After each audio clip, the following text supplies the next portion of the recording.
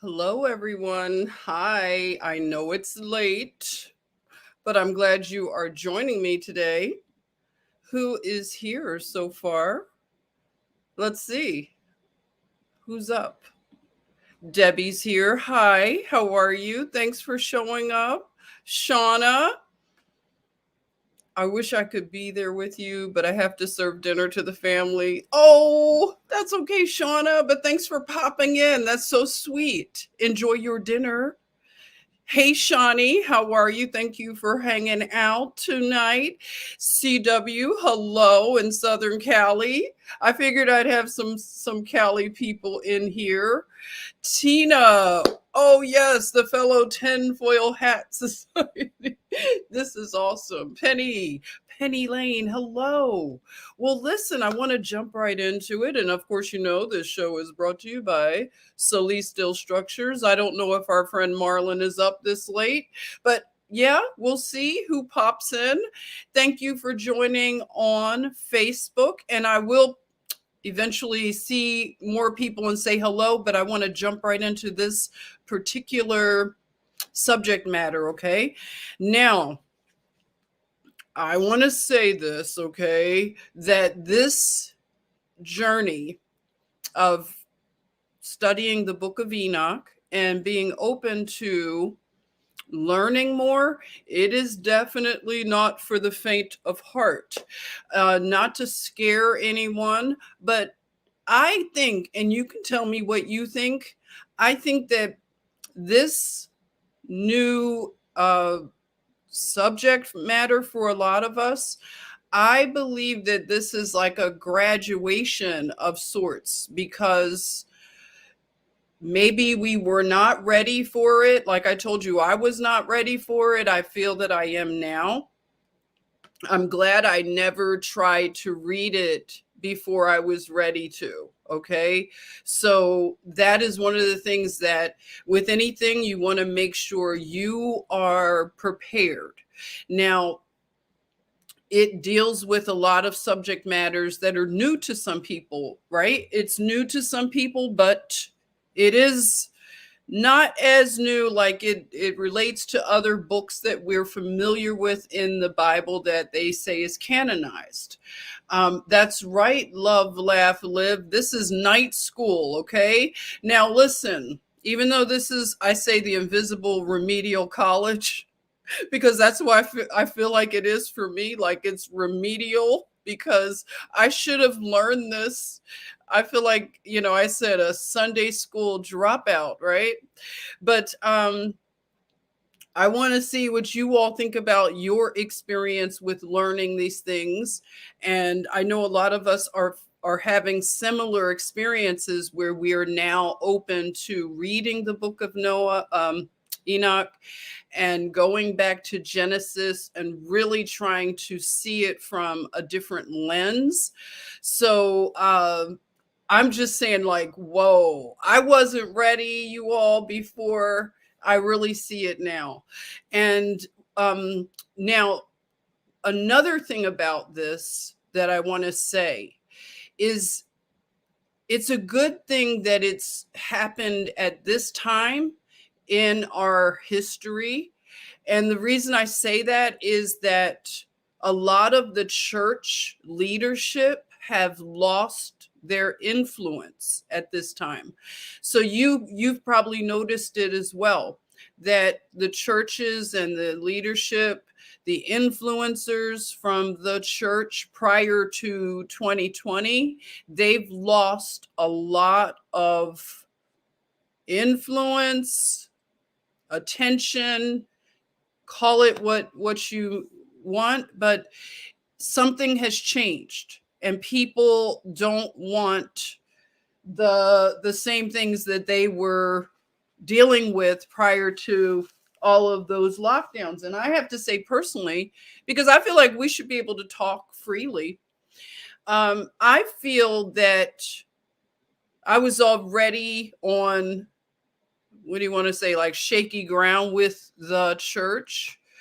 And I'm not knocking Christianity, of course. I am saying that I was disappointed, especially with how the church that I got to see how they were treating the whole lockdown and things like that, maybe I'm naive, but I was expecting them to stand up. I was expecting something different, to be honest. I really was. I couldn't believe that they were just so compliant. And I mean, I had warning that this stuff was going to happen, but it's just something different when you see it for yourself, you know?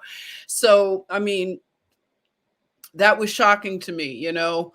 A lot of people would have needed that type of spiritual attention at that time, because people were just inundated with fear.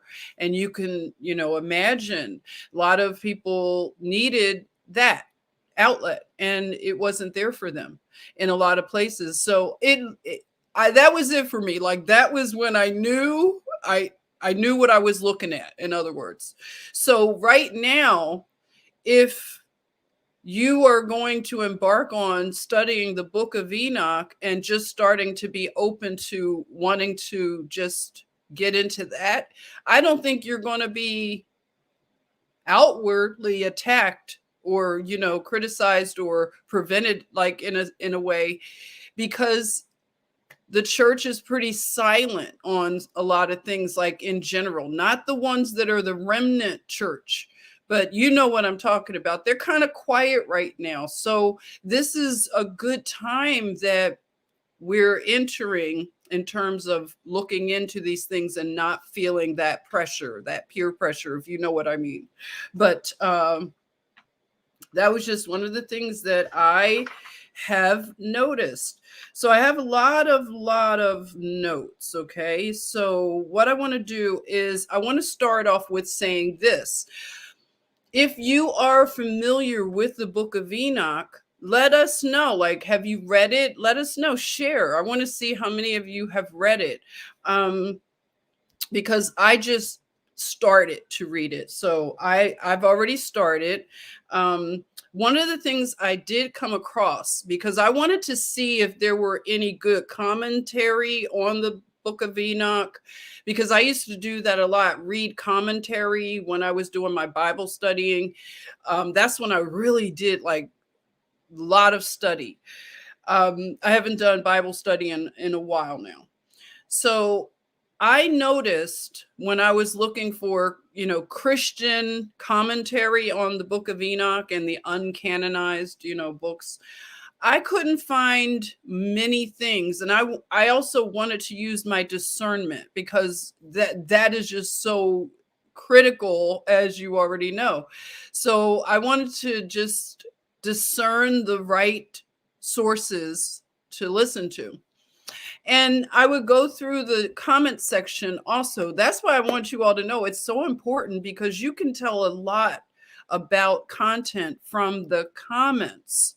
So I wanted to see kind of what is the feeling in the comment section and the chatmosphere, right? And then I got to see that maybe the content was scary against the book of Enoch. So I went through a couple of videos. I just wasn't feeling something, you know, wasn't saying watch it.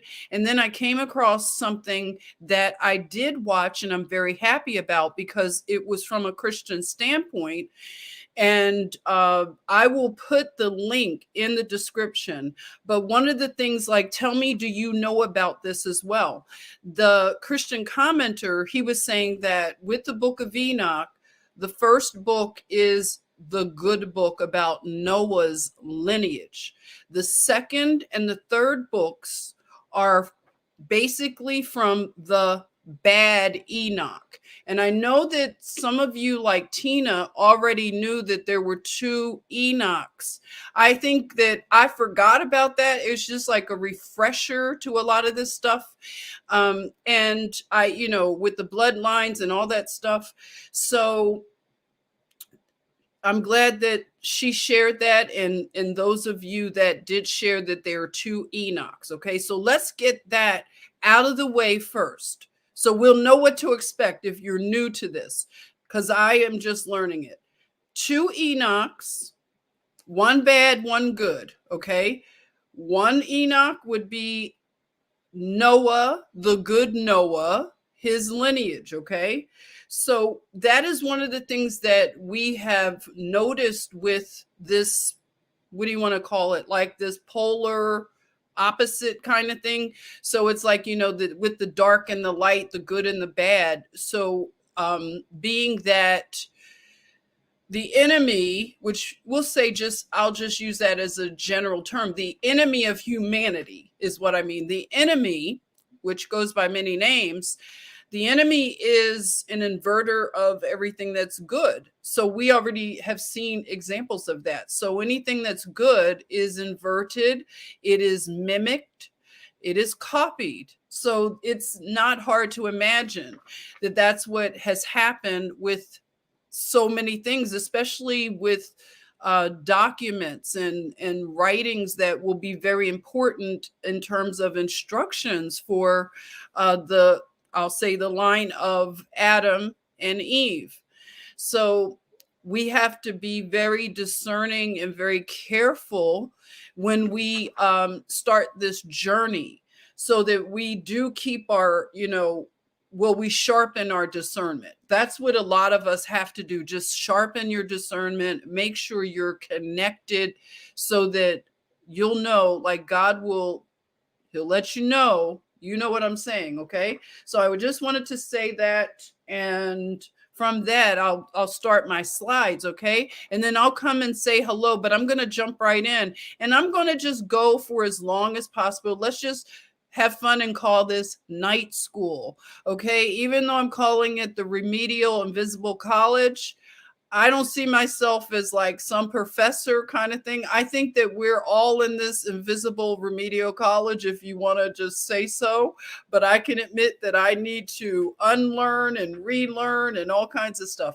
So I remember this high school in Philadelphia where the kids were allowed to kind of do their own projects. It was self-learning. So this is what this invisible college is. It's self-learning, and you go at your own pace, and we work together as a team, and we are figuring out this puzzle. This journey is one that we are all embarking on. Some of you have gone ahead and you have seen things, and we have yet to see it. So we appreciate your help in this process. Okay. So I named this the Fragment of Noah, okay? Because that's what I'm realizing in terms of, if you go by, and tell me what you all think, if you go by what this Christian commentator, and I've also seen your comments, that you were warning us that out of the books of Enoch, the first one being good, but the second and third one, according to this Christian commentator, is the bad Enoch. Okay, so I just want to get that out of the way. So that would be the fragment of Noah. And we talked about fragments already, which I love how the subject matter is building, because we saw from, Persia, the fragments of the clay tablets and the flood tablets. So we see that the accounts are fragmented. It's like a story and a puzzle, putting it together. So this is what this is. It's just an adventure. So let me make the screen, the slides bigger. And I just love this option so much. Okay, so let me just explain why I did this thumbnail. You know me, it's like, remember when you were younger and you had to cut out the things and do a collage? I love doing that, by the way. So, my mother always had magazines, like fashion magazines. And I had two aunts that always had that magazine called 17. Remember that 17 magazine? So I could cut out all the stuff and have the glue and do my collages. So that's what I do basically with these thumbnails. I have fun with it. But anyway, I wanted to let you know why I picked this crazy thumbnail. So basically, just to show that this fragment of Noah, of course, everything is housed in the 1800s. Okay, so I'm going to explain how the 1800s also factors into the fragment of Noah, which is the extra fragment that was added on, the 106 of the book of Enoch. And I didn't realize how popular Noah is in terms of vineyards. Okay, I don't know about you, if you like wine and stuff like that, and just the whole issue of Noah. He was imbibing a little too much there after the boat landed. We'll talk about that a little bit. So yeah, okay, so Noah had built a vineyard, and so that's the connection to the wine. So there are some wine labels that are called Noah, which who knew? I didn't know. And I threw the panettone in there because, you know what, of all the things, I love buying panettone. I first tried it when I lived in Italy, actually, for a while, and my Italian friends gave me panettone. I was like, wow. Around the holidays, I was there, and I had never tasted anything so good, the way they presented it. So I've always liked it, and I get it at TJ Maxx. I go to TJ Maxx and they have it on like so big of a discount. I don't know if you all find it there as well, but that's where I like to find it. And I just love it. I grill it on a cast iron pan. I put butter in it and I toast it, and it's so good. You can make like I guess apples, like stewed apples and things like that. I just love it. So Molly, it says it's Italian fruitcake. It is. It's Italian fruitcake. And remember, like we were talking about sourdough. Remember, we were talking about, what was that reference? It was called the alewife. And it was the previous live stream. We learned about the alewife and the whole issue of fermentation and the mother and the whole thing that we were talking about. So it's no different with sourdough. If you ever make it like from scratch, you have to do the whole process of the mother and all that stuff. So this bread is like that, but it's also the shape of the bread goes into the whole mud flood thing, right? I could like connect everything with mud flood, okay? But the bread is shaped like a dome, okay? So it's a cupola. So there you are. So it has something to do with architecture. All right. So that is why I did this collage. And let's just like go from the beginning and just refresh all of our memories, okay? Because we don't talk about this stuff as much as I would hope that I had talked about this more and asked questions and really sought good answers. So anyway, let's just call this the eviction of Adam and Eve from the garden, okay? So they were evicted, and you know that basically it was rebellion against the creator. So they entered into a rebellion, and it's no other way to look at it. I know a lot of people have a lot of sympathy for Eve, and they feel like she was a victim. They even tried to use the Eve defense with Ghislaine Maxwell. I mean, any kind of craziness, right? So a lot of people have a lot of sympathy for Eve, and you hear a lot of different things. But the bottom line is this: we are in the situation that we're in because of what happened in that garden. What do you want to call it? Rebellion, lack of a better word.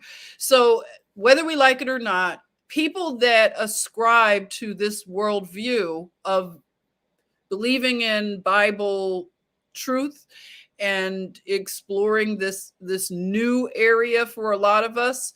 So if we ascribe to that, we just basically agree that that's what happened, right? The fall of man. That's how the narrative is. Okay, so if you're not all the way into this, you can also find this interesting from a historical standpoint, because I think that it's like any human story.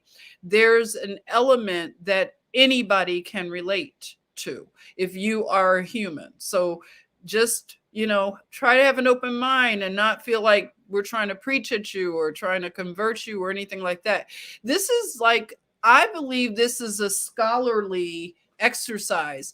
And if you love to learn, this is just another way to learn a different it's just learning. We're just talking about something different. So here we are with the eviction because of rebellion. I'll say allegedly, if you like that. Okay, so this word, antediluvian, have you ever used this word in a sentence?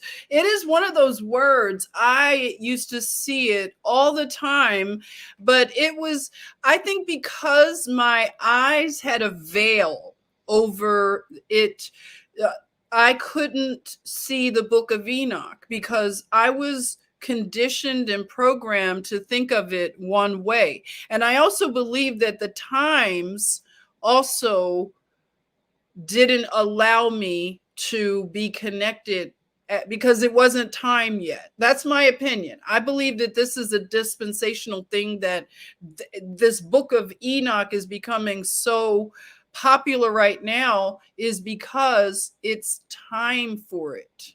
Do you agree? It's time. So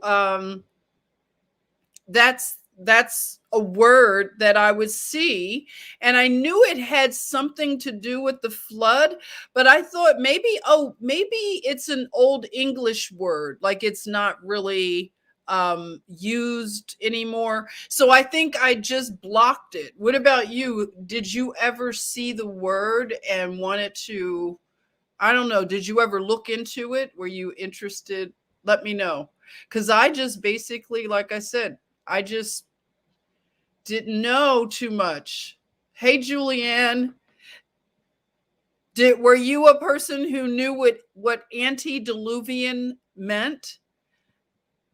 Hey, Tina. Tina said God is allowing the knowledge to open up to us. Yeah, I mean, it really is right now. So this is amazing. So anti, I just have to be careful to make sure I say anti, which means before. I used to work in the antepartum when I was a nursing student. So that's before birth, antepartum. So we use that a lot in medicine. So antediluvian. So diluvian is the flood. So before the flood. And basically, this description is saying that it's described as out of date, prehistoric, belonging to the time before the biblical flood, and ridiculously old-fashioned. So I can really relate to a lot of this. Maybe that's why, I'm an old soul. And the word is kind of curious, but another thing about the prehistoric, that is where we got programmed to think that antediluvian was something less than our modern day. Like we believe that they didn't have technology and they were prehistoric, whatever that's supposed to mean, right? We had our cartoons that helped us, like the Flintstones, right? And now I'm starting to question the whole dinosaur thing. Why is that pushed so much? Especially it starts early with children, getting them the dinosaur toys and teaching them about the dinosaurs. And it just throws the timeline off so much that's why it becomes challenging when you realize, wait a minute, the whole timeline is off. How do I even get any bearing? But God is very merciful and gracious, that I believe while we are going through this journey, he helps to steady us as an anchoring, so that once you start learning this stuff and unlearning it and being in awe of just the fact that, like, we've been lied to about everything. Like, I saw a comment that someone said, history is like two true things and one false thing. So they just mix a little bit of truth and a lot of lies. So, you're really off balanced, and you just have no idea about a timeline. Hey, Ernestina, in Spanish, it's Antediluviano. Thank you. Thanks a lot for being here too. So yeah, Julie Ann says, I've always studied ancient history. Yeah, I always loved studying it, but there was a part that was a disconnect. Now I know why. It's because the timeline was off so much. It was hard for me to really perceive. I would learn it, but it just wouldn't stick. And now I'm just seeing why. So when you look at maps and things like that, you realize, okay, so I used to have a lot of maps in my Bible as your first Bible, my children's Bible. I would look at the maps, and I remember just staring at them a lot. And it was something to it. I knew, it was almost like I knew what these maps were about, but I couldn't remember. Did you feel that way too? When you would look at this stuff, it was like, I kind of know it makes sense to me, but it's weird. But that's what happens, I think, with children, because they're so close, so close. But, oh my gosh, I see one of our old brothers that hadn't been here in a while. Dom, hello, welcome to our night class. Thank you for coming by. Hey, love, laugh, live, maps are your thing? Oh, really? Nice. So the maps are wrong. And once you start seeing all the other stuff that is wrong with everything about history, you realize, okay, so the maps are not true. I don't know which map you like, but I am open right now to learning about what the land masses may have looked like. And we did know about Pangea. We learned about a lot of that stuff. So it was leaking out a little bit, People were talking about Atlantis and other land masses that were in the ancient world realm, I'll say. Hey there, how are you? Thanks for coming by. Welcome. Julianne says, we have amnesia. Exactly. That's what it feels like. It's this spiritual amnesia. And, looking at these land masses, and it's like, this is in another language, of course, but you just see the shapes of them and you realize, okay, so the shapes and different things like that just don't make sense. And now I understand why whenever I would travel and it was overseas, I could never really sleep. Only sometimes I could sleep on a long trip. I don't know what it is. I would have to stay up. I just couldn't sleep. I'd walk around. I'm talking to people, when you're on those long flights and people are stretching and they're going to the window area, the back. Like, when you fly over to China, like, they start having like snacks. You can get up and they have the snacks out. You just come and talk to people. You have your little socks on. Everybody's walking around. And I love how they would give you like noodles. So you get like your bowl of noodles, you put your hot water in, and everybody's just eating their noodles and talking in the galley, so I'm like this crazy person that can't even go to sleep. And then when I'm traveling with my family, I'm jealous because they're all like, they got their little pillows around their neck and they're just sleeping, they're snoring, and they're basically getting rest and I can't.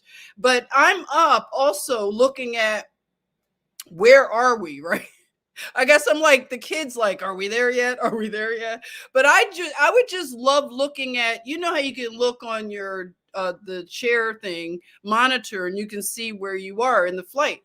One of the things that I would always say to my family, and they would just roll their eyes like they didn't even know what I was talking about. I was like, you guys, when we came back, I noticed that the route, it wasn't the same. It just didn't take the same amount of time from the last time. And they were always like, yeah.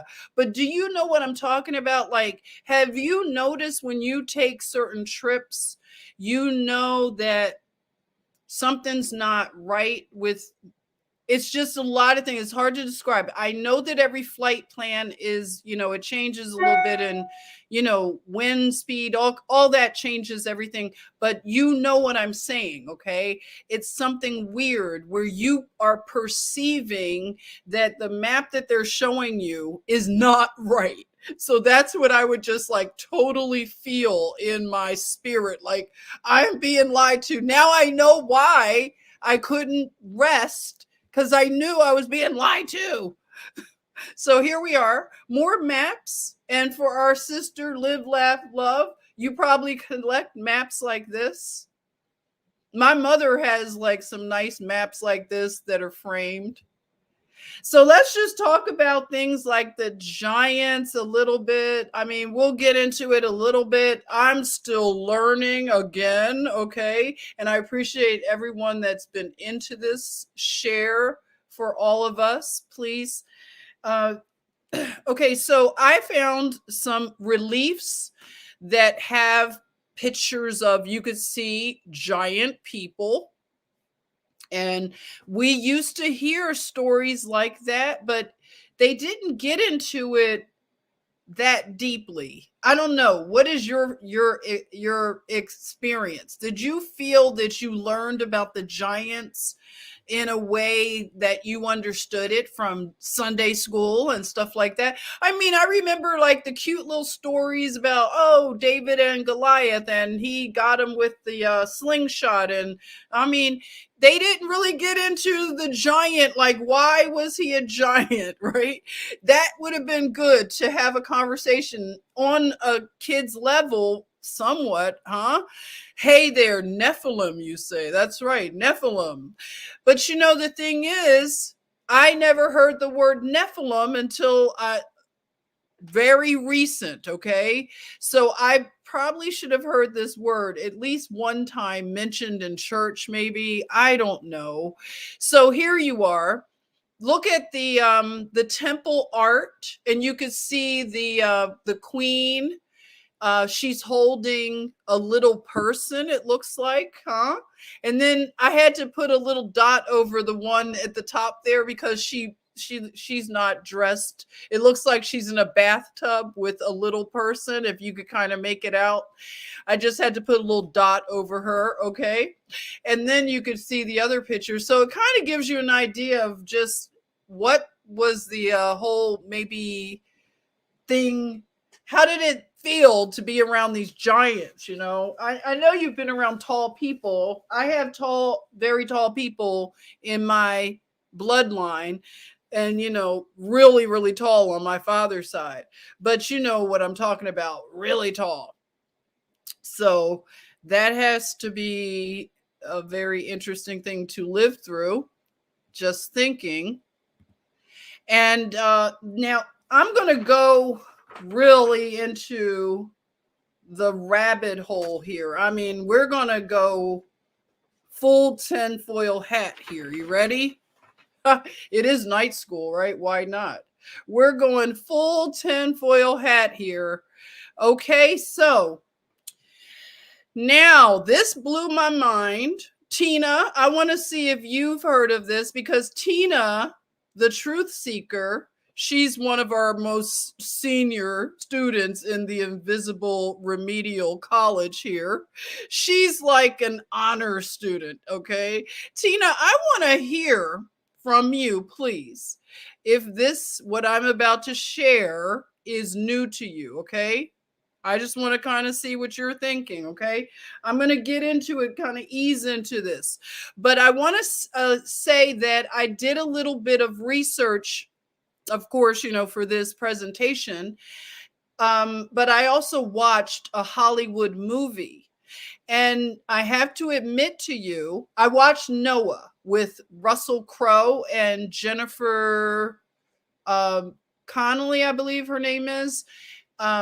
Now, I thought it was going to be a silly movie for some reason. I accidentally looked at the the critics or whatever, and they were just panning the movie. And has anyone seen that movie that just came out? Well, not just 2014 was the release. It was just simply called Noah. Has anyone seen that movie? Let me know.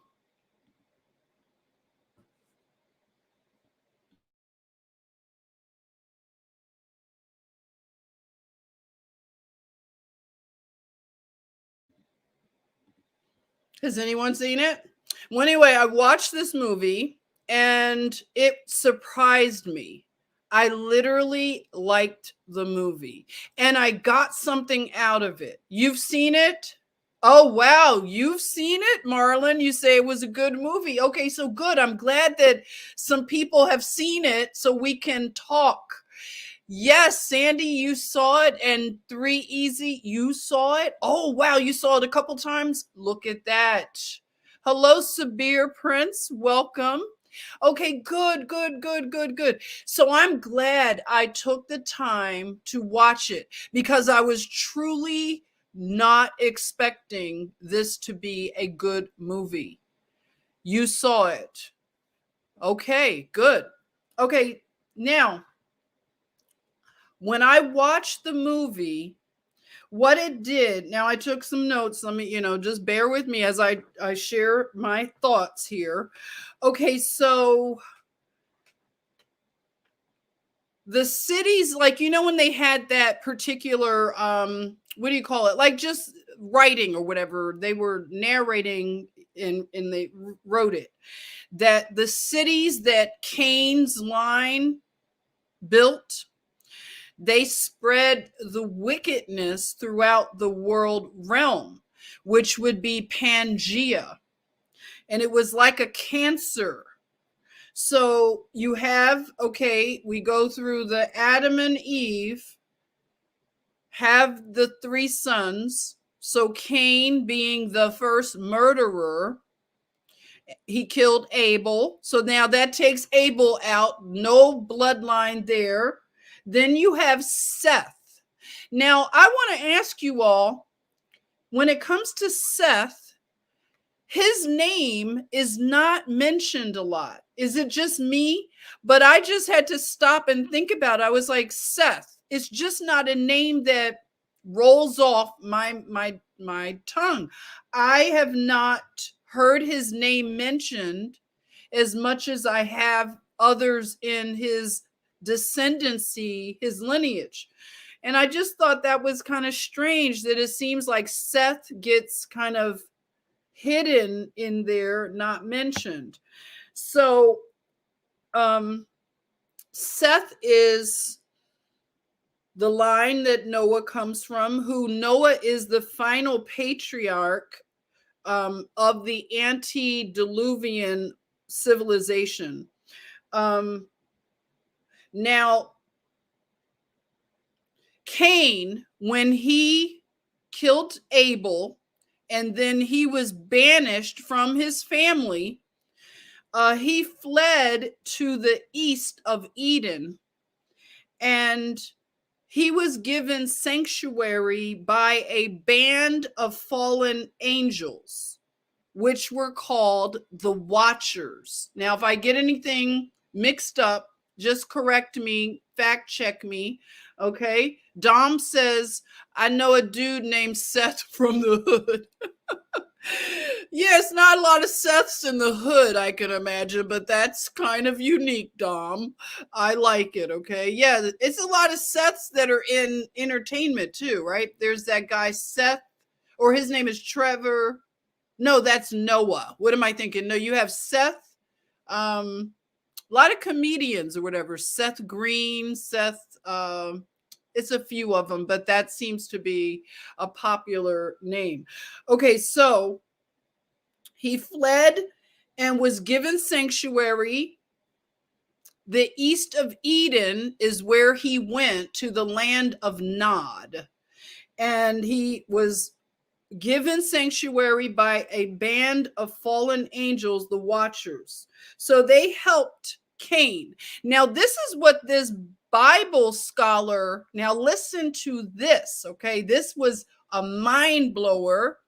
He said that the Watchers, or the band of fallen angels, they gave Cain the knowledge to survive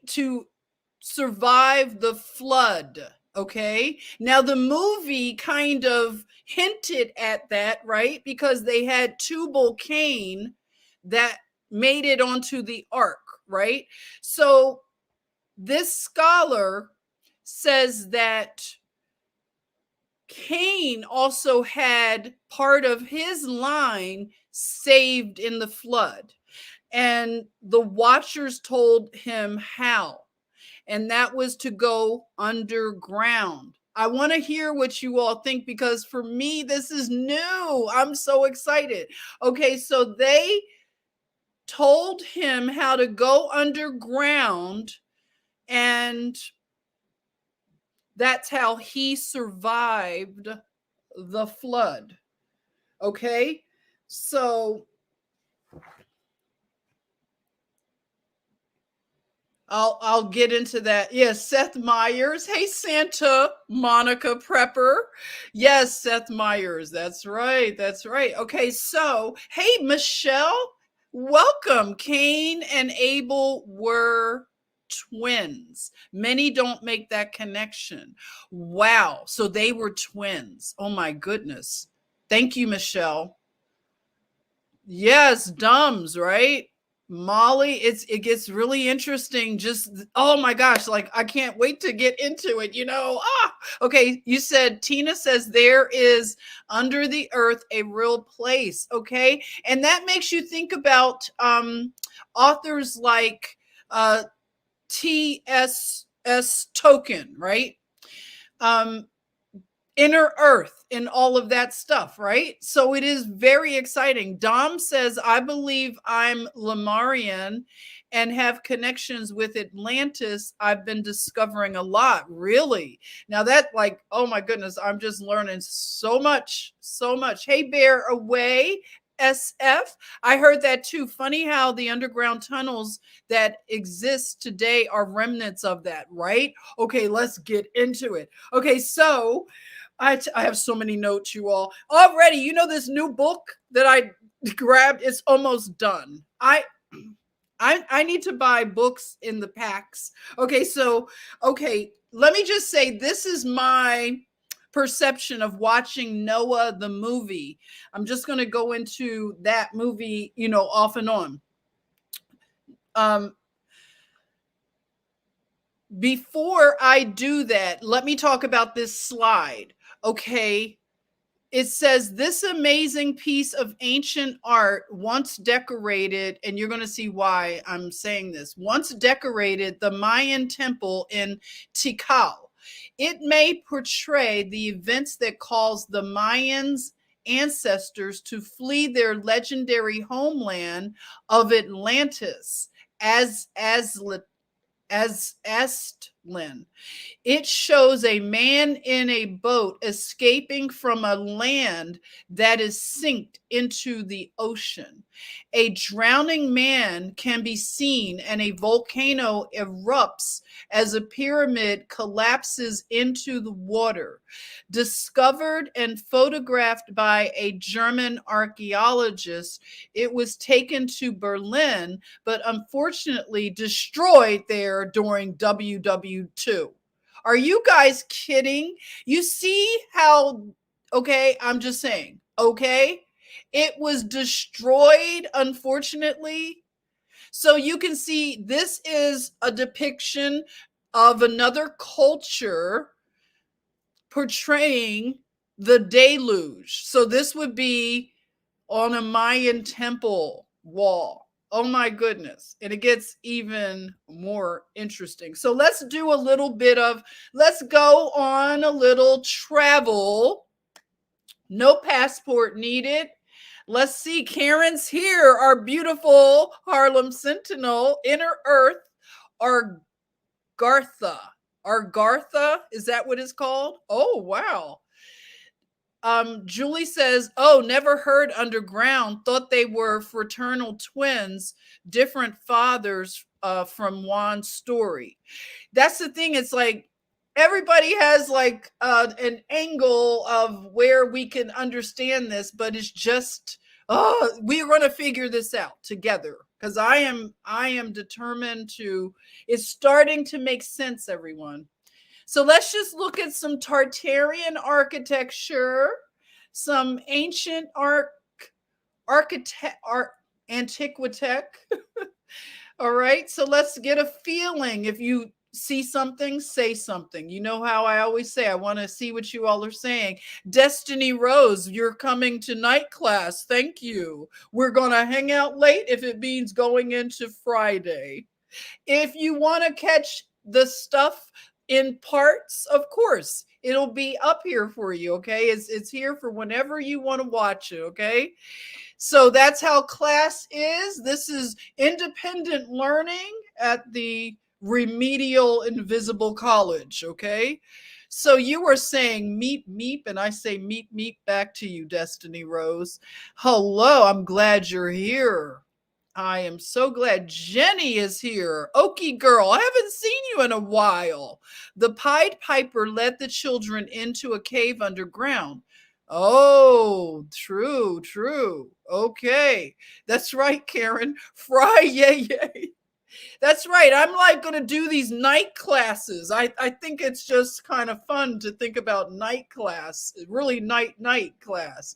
All righty. So let's look at this Antiquitech of, an artist's rendering of what it must have looked like in its glory days, because we see it once it's been, all, what do you want to call it? Like sandblasted, right? So there, take it in and just look at that. We've been told that, the pyramids are only in one place in the world, right? I know you all know this, but I'm just saying, like, it's ridiculous, the kind of stuff that we've been kept from. And I'm just glad that it's no longer the case. Okay, so just take it in. I've curated some things for your journey. We're doing a little traveling. No passport needed. Did I say that already? So look at that technology. What do you think of when you see this? Anybody? I'm looking to see what the cool things that you're saying. 1 minute, I'll be right here. I'll be here, but I'll be looking at your comments, okay?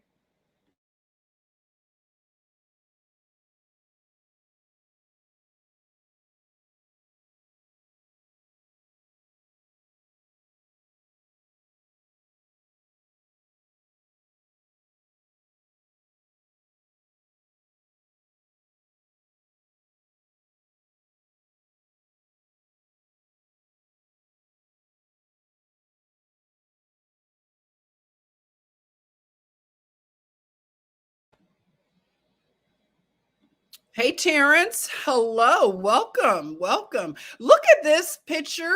Okay. I may have to take myself off the camera. Wait a minute. So you can see it. Okay. So you see that couple to the left? I showed this in a previous live stream. I'm trying to think which one it was. I can't think of the title right now, but if you remember it, let me know. When I was showing some of the people from the photography, the first photographs and stuff, and everybody was posed. Do you remember this picture? So I had to go back and circle back, because this couple is an Aztec couple. All right. Don't you find that fascinating? Aztec couple, a 19th century Aztec couple,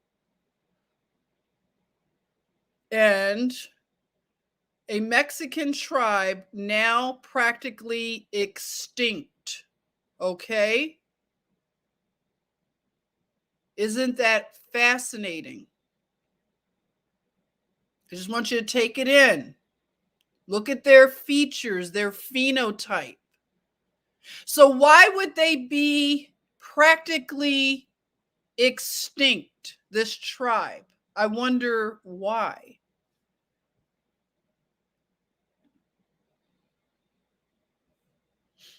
So here's some more Antiquitech to take in, the stones. We can see the unity of design, unity of everything. I mean, it's amazing. And there you are with the type of pyramids that are known to be in this area of the world. Night class, that's right, Jim. Night class and your crazy future. Well, I'm a fellow student. Okay, I know you guys called me a professor, but I'm your substitute teacher. Drinking from the chemistry glass. All right. So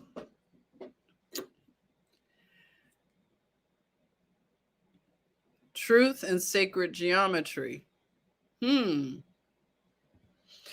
look at that. Isn't that interesting? This is in Mexico. Who would have thought? In Mexico City. Look at that.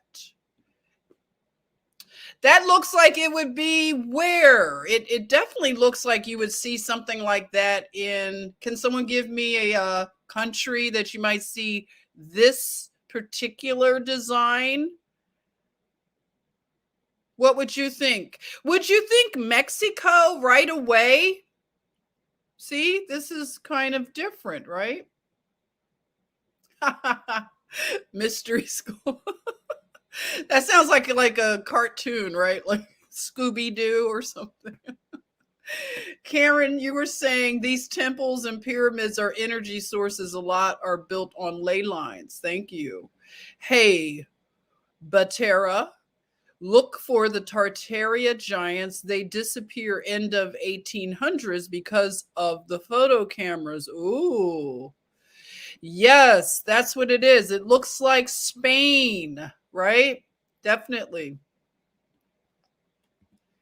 And here's some more architecture. We are students of architecture, of the arches, right? What do you think? Interesting, right? Take it in. Try to keep it on there for a little while so you could take it in. See what you're like feeling, and what's the first thing that comes to your mind when you look at this? See, that's what, I want to get back into my sense of wonder. When you were a little kid, you flowed more, right? So that's something that we will get back. And here's some more. So you can see the detailed work in the stone. A lot of reddish stone from that era. And the steps, right? The steps. And I know a lot of you all know what the function would be for the steps. Hey, Adam, you said Indonesian. Yeah. And here's some more where you can see more of the detailed work. The one on the left is more of a, like an attraction. It looks like something from, the corny Disney stuff, possibly. Definitely doesn't look like real stone and stuff. that looks like plaster and stuff like that. But I just wanted to give you an idea for how, the modern architecture is. We can only do it that way. So, and here's some more stepped pyramids throughout Central America. Mesoamerica, as they call it, Middle America. And I can't wait to get into talking about some of the stuff that was revealed from this biblical scholar that I caught. I know that I was led to that because it was just, a lot of it was resonating with what, made sense to me. So look at that, everyone. Has anybody ever gone to visit this part of Mexico where the Aztecs had their temples? Chichen Itza. I know I'm not saying it right. Chichen Itza. What do you think? Anybody ever gone to these pyramids?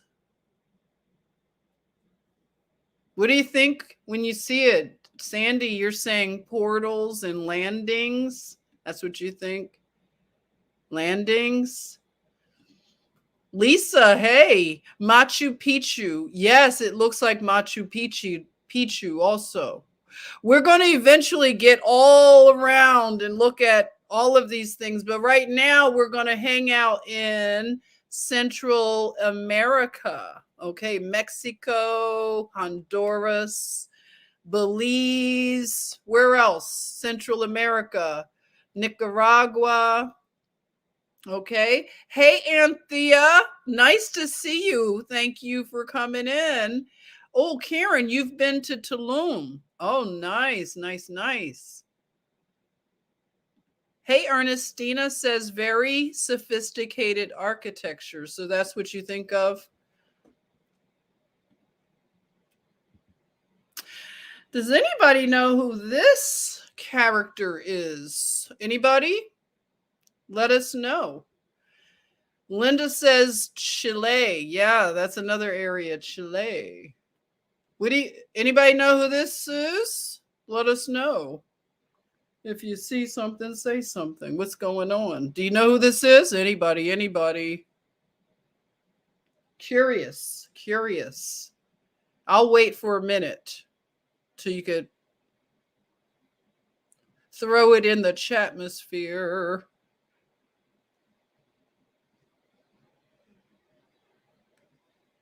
Molly says Ganesh. Anybody know? Hey, Ari, blessings to you. Thank you for hanging out with us for our night class. Aztec. Yes. Oh, Jenny knows. There you go. It's Quetzalcoatl. Quetzalcoatl. Thank you. Quetzalcoatl. I know I didn't say it right. I will eventually get it right. Here it goes. You were right, Jenny. Quetzalcoatl. Ah, you know who I mean. Anybody know who he is? He's represented really big in Mexico with the Aztec culture. What do you think? Hey, Locked for Life, welcome. Welcome for night school. We're hanging out till Friday. We're doing night school, baby. Hey, Aaron. Hello. Welcome to night class. It's remedial, so that's why we need to put in some hours. We've been lied to too long. I might be off on the spelling, but how it's pronounced. Okay, I have to practice. Quetzalcoatl. Anthea, all Nephilim are giants, but not all giants are Nephilim. Thank you. All right. Hey, Sean. Quetzalcoatl. Is that how you would do it phonetically? So anyway, we'll get into who Quetzalcoatl is, but I want to show you all, for anybody that has children, you may not really know who Quetzalcoatl is. It might not be something that comes up for you a lot, but of course, a lot of us are learning that the entertainment that is funneled to the young people involves a whole lot of mystery, occult symbolism. So I know you won't be surprised to know that Quetzalcoatl is represented big in children's entertainment. Okay, so let's not be shocked, but I will go over some things. And if it's something scary to you to look upon, just know that it is inundated in our culture, and definitely the children are taking this in. Okay. And why did we not know about this, right? Jenny says Quetzalcoatl is the feathered serpent or plumed serpent, is the Nahuatl name for the feathered serpent deity of ancient Mesoamerican culture. Thank you. Exactly. So, you'll see this winged serpent in a lot of the video games. And who knew, like, these cards? So the kids, whatever, it may not just be kids, I shouldn't say that, kids and people, well, just people collect these cards. Look at that. It's kind of like, I don't know, is that like the Cards Against Humanity? I never got into this stuff, but look at what it says. Okay, I'll read it if you can't make it out, because it may be small on your screen. Okay, so this one card with Quetzalcoatl says godly devastation. So this is Pokemon, everyone. Okay, so look at what the kids are into. Did you know this, anyone? Did anybody know the kids were trading these things? I know my daughter played Pokemon, and I didn't know a lot of this stuff. So it's like flip a coin. If heads, destroy all Pokemon on the field except Quetzalcoatl. So look at that ultimate sacrifice. Oh my goodness. What in the world? I want to see what you all are thinking. Yeah. Okay. Always a serpent, right? So the kids are taking this all in. And there's something called the light, the temple of light. So this is all this kind of stuff, from the prophecy. So you can see these temples, these Aztec temples to Quetzalcoatl, just everywhere in video games and everything. So here we are, the temple. And you can see, if you can make it out, these things on the right side, one says the sun god, it's a relic. And then the other thing says sacrificial altar. And it looks like allegedly blood coming from the center of that stone, allegedly. And then we have a sculpture. Okay, so what do you think, right? Who knew that the kids were taking this in? This is heavy duty stuff, because I'm just saying. And, people have this stuff, on their business cards. If somebody gave you a business card, or there was a new hip restaurant and it had this symbol on their logo, would you know what you were looking at? If you looked at this, it looks cool, right? You're going to a nightclub, right? You're hanging out. You traveled to Mexico, and all your girl gang is like, we're going to this nightclub, this new place, and this is what's on the logo. Would you know, right? This is the plumed serpent, everyone. I'm not laughing. I'm just saying, good gracious, we really have been wow, what do you call it? Like, we've been asleep at the wheel. You think Asian? Interesting. Yeah, because any culture that likes dragons and serpent, well, the dragon is a winged serpent.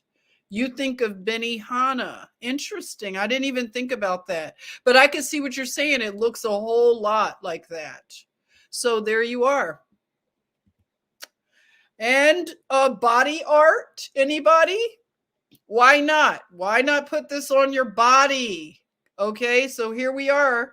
This is I just want to point out that we are at this point in our civilization. So when we hear things like, as in the days of Noah, just know that this is no different.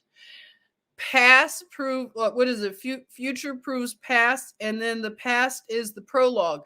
So as in the days of Noah, this is the kind of stuff we're dealing with, a Tartarian or antediluvian civilization. So they were very advanced. Okay, they were not this stuff that they portray to us. They had advanced technology, so their culture was very it was hedonistic as well.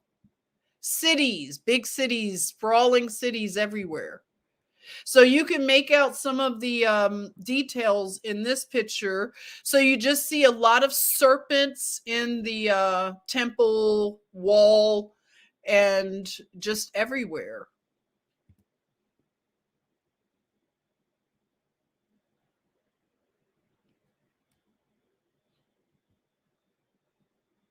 And if you look at the top of this temple, sort of half a temple or whatever, those are like stoned. This is stoned. They're stoned, right?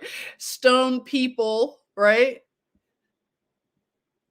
So you could see it a little bit. And wow, look at that. So this person's theory is that Cain survived the flood along with some of his bloodline by going to, catch this area of the world. Because when you think about it, the land masses were not what we're told they are. It wasn't all this separation. If you think of Pangea being most of the land masses, and then you had the other places, what, Atlantis and Mu. I still have to learn about a lot of that, so you can teach me in the comment section. But there were vast underground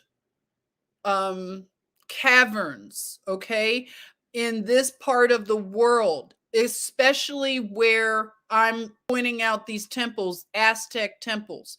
So if they had vast underground caverns that they connected so far and connected all of the temples. So you can see with that type of knowledge, the flood could be survived. Okay, so there you are. They found some temple things in that part of Mexico, so they've been doing a lot of excavation. So this is like, again, how Whitney said, show me some receipts. The stones will cry out as receipts. That's what's so amazing about this. So here's some artwork, renderings of the plumed serpent. And, a lot of people, they tend to get a little bit seduced by this kind of stuff, especially the young people, very influenced. And this is interesting, this image here, because you can see the DNA sequencing. So I found that to be something that is very telling. What do you think? And here's just more close-ups of that face. And more artwork that comes out of the video games. And, the children are taking this in. And I'm just real shocked that this has happened. Yeah, Carrie, how about that? DNA along with the GMO corn. Yeah, exactly. Yeah, right, Anthea? Wasn't that different? Very telling. And we have relief work that you will see in the temples. So that just looks just like what you see all over the antediluvian world. So, and look at this wheel with the, I think it's a wheel, right? But all of the detailed work in that wheel.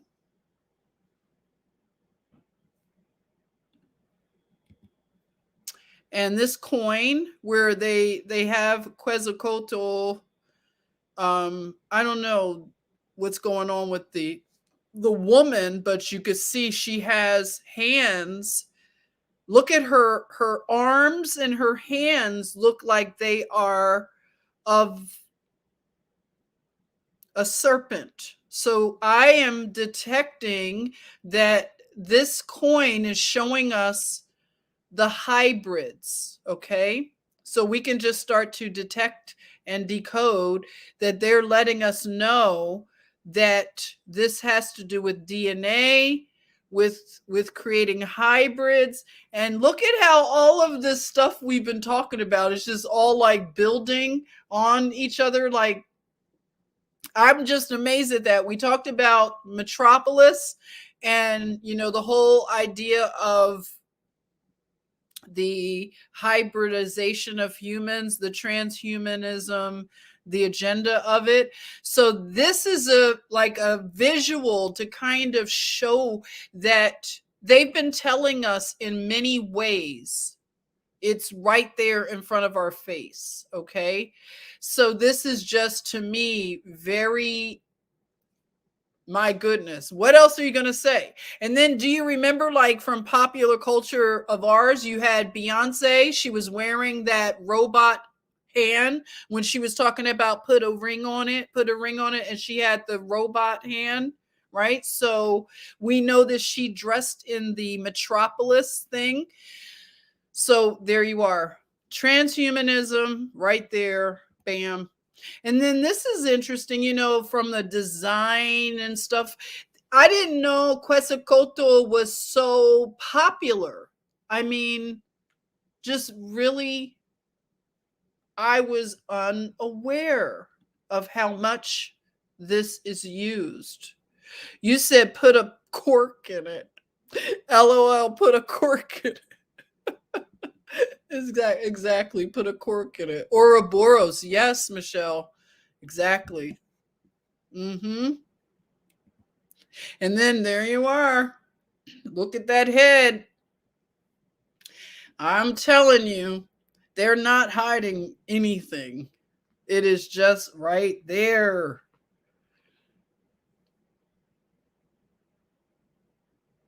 And I'm going to explain why we're in this part of the world. I've already kind of explained it. So here's more artwork from all the stuff that gets fed to the young people from the video games and everything else.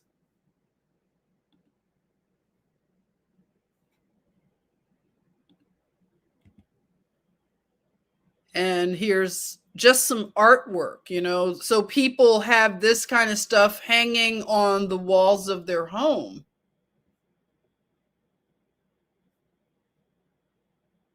I don't know, you know, at one part, I don't know, at certain parts in your life, you might think this looks beautiful because it's very colorful, and it does have a way of seducing people. So I know, like, young people are very susceptible to this as well. And I want you all, like I keep saying, put a pin in this.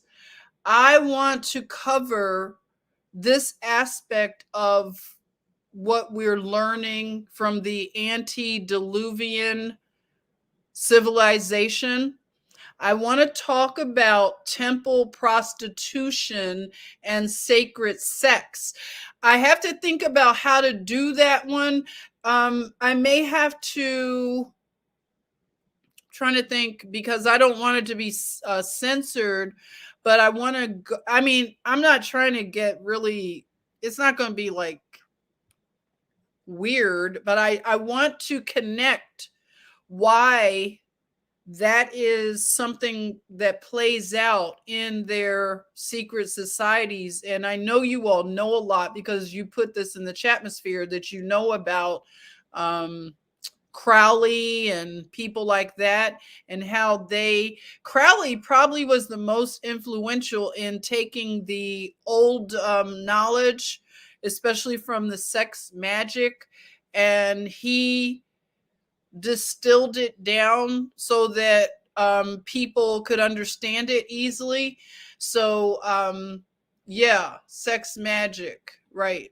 So I want to talk about that aspect of this civilization and how they use the temples and things like that. So that is something coming up. I just have to see how it's going to fit in, but it's something I want to cover, okay? So just hang on for that. I'll let you know. And so, I don't know if you all watch some of those specials where they talk about the Anunnaki, the Nephilim, and the giants that walk the earth.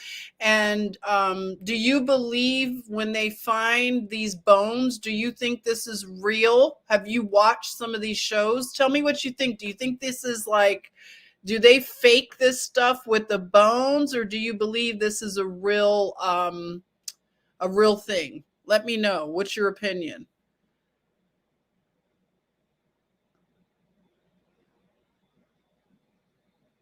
What do you think? What do you think? Do you believe it? Is it fake news?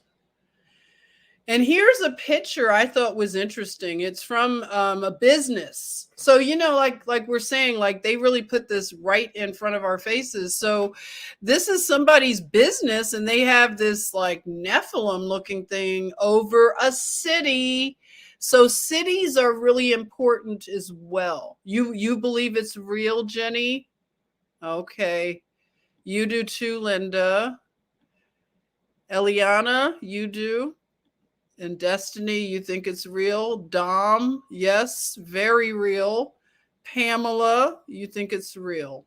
Okay. That gives me an idea. And, just this beautiful picture. Like when I was looking up imagery, this is something that came up with for the Antediluvian. And I thought it was just so peaceful. I just wanted to throw that in.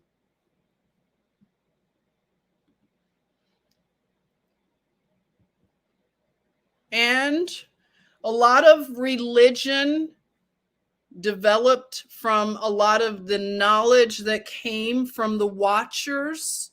So they shared a lot of secrets, okay? As you already know, now I'm able to plug it in and to see how the line of Cain, they have this knowledge because the Watchers, the Nephilim, helped them to first survive the flood. And also once they came up from, below the earth, they were able to then take the knowledge they were given and build cities and build a huge industrial society and a global society, right? So a lot of the religion that is attached to their societies is based on knowledge. So they do have knowledge. And this was interesting. This was a picture I found that is like supposed to be showing old technology. What do you think about that? Like when you look at it, like what do you think of? It's like, I was like, wow. Because I'm starting to look at a lot of the Tartarian, the mud flood videos. I'm catching up on a few of them. And there was one I watched recently from Kazakhstan, like over there, and they have ghost cities. I don't know if you caught that one. It was so amazing. I have to watch it again. That's how good it was. But it had a lot of like the star forts. I know you all want me to go over that, but also they had so much. If you look from an aerial view, It was all of this amazing infrastructure that it was just, oh my gosh, it's right over there in Russia. What used to be the United, what is it? The United Soviet Union. So this is an author. Tell me if you've ever read anything from Ignatius Donnelly. I find anybody that has the name Ignatius, I'm a little bit like red, like that's sort of like a red flag, Ignatius. Sorry if your name is Ignatius, but it just makes me think of Jesuits, right? So Ignatius Donnelly, which I would love to get one of these books. Like I really want to start like collecting books again. I haven't wanted to do that in a while, but he seems to be a well-regarded, I guess, expert on Atlantis. Has anybody ever read any of his books? So he has Atlantis, the Antediluvian world. So it says classic illustrated edition of 1882. There you are, the 1800s again, popping up everywhere. And so these are, some other, if you have some of his older versions, but this is the 1882 when he first wrote it. But it may look like different covers. So some of you may have some of this stuff in your family. Who knows? Sometimes that happens. And you can just see a lot of the different books that people have that talk about this pre-flood civilization, what it must have been like. Now, this is something that, again, it seems that the narrative pushes us, especially to teach our children about dinosaurs. So what is your opinion about dinosaurs? So this is a picture, probably it was from a newspaper or something, and it says, visit to the antediluvian reptiles at Sydenham. Master Tom strongly objects to having his mind improved. So it just looks like the kids being, kind of pulled to look at the reptiles, like maybe going to a zoo or something. And so here's another card for people that exchange or play these games. I guess this is from Wizards of the Coast. So you see the Antediluvian Ark. So it says, at the end of your turn, you may exile 2 target creatures you control that share a creature type until Antediluvian Ark leaves the battlefield. Exile Antediluvian Ark, destroy all creatures, activate this ability only anytime you could cast a sorcery. So I don't know about you all if your kids play these kind of games, but they don't mince their words. They're calling it sorcery. So why is the antediluvian thing so twisted? You see what I'm saying? It's like it's being used to attract the young people, to kind of initiate them into another type of knowledge, which I want to talk about in a bit. But I don't know if you all just knew about this. I just wanted to bring it to your attention. I didn't know about it, so it was just something I thought I wanted to share. And just some more artwork of, the flood and the ark, and how people envision that might have looked. And more artwork. It seems they keep the same style with the ark. It looks like a big barn, like a floating farm. And more. Just wanted to bring these images for us to just kind of get into. Remind us. And that's beautiful. I mean, I think I've seen things like this hanging on people's walls, you know. It's art that is very popular. Do you have an idea of why we like this art? I'm sure it has to do with our memory. It's something that's in our genetics, somehow encoded, as they say, epigenetics, right? And here's just some modern art.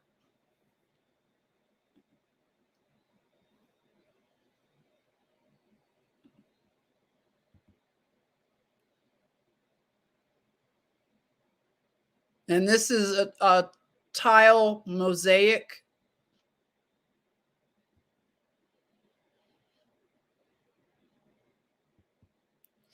And if you're a Sunday school teacher, this is some of the stuff that you get. Or if you do homeschooling, has anybody covered Noah's Ark in their homeschooling curriculum?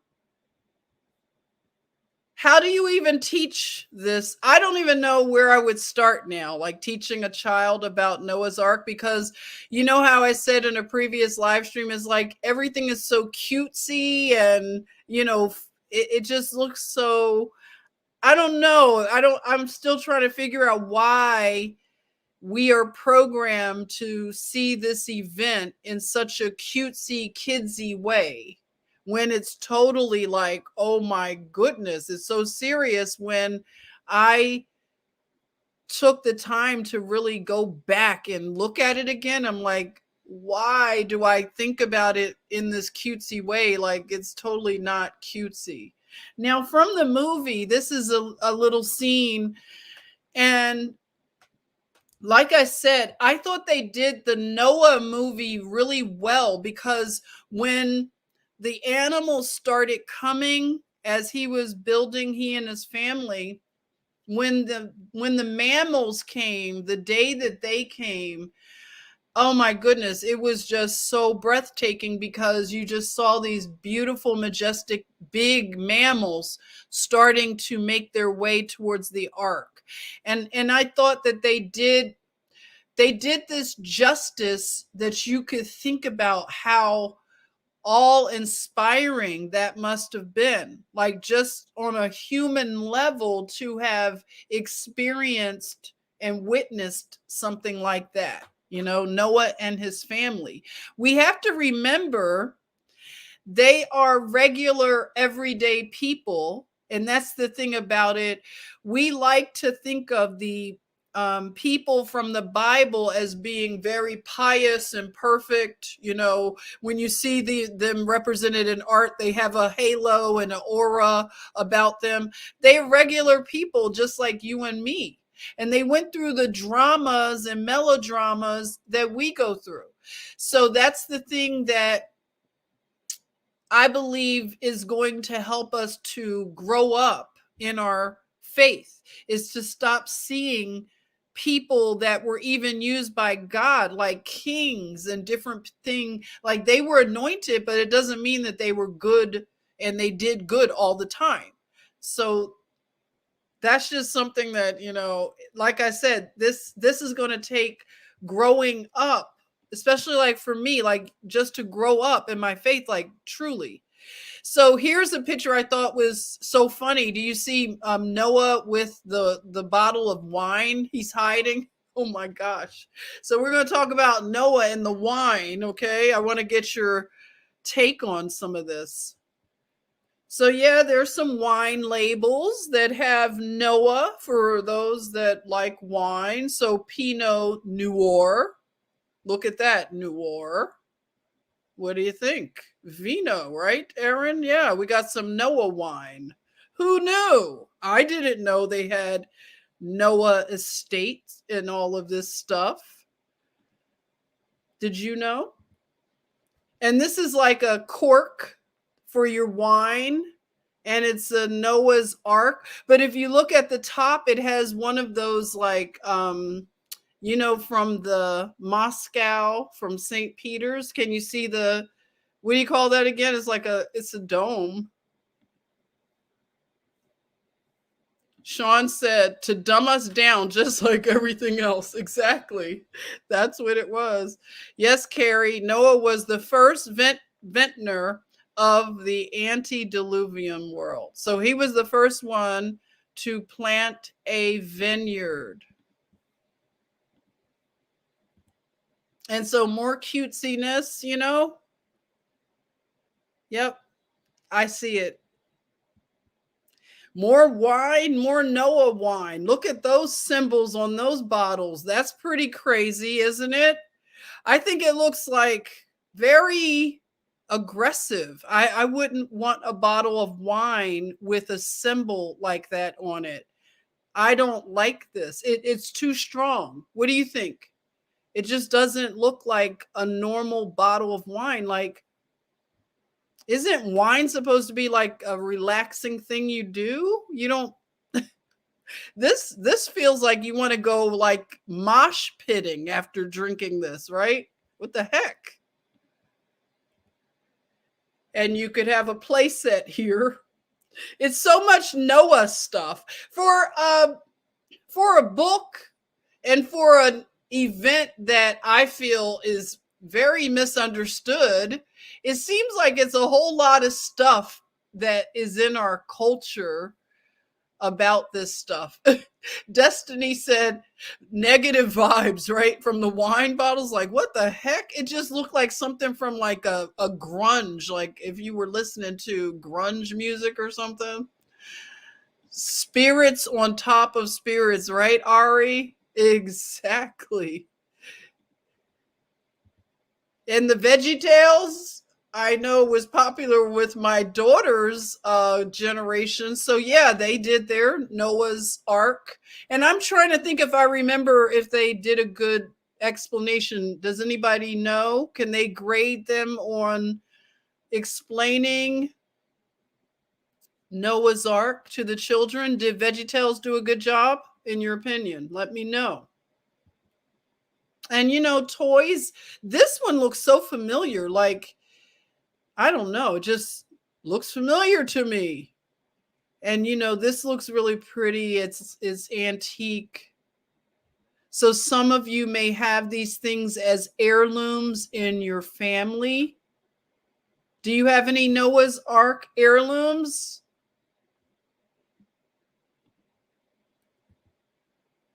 Now this was interesting.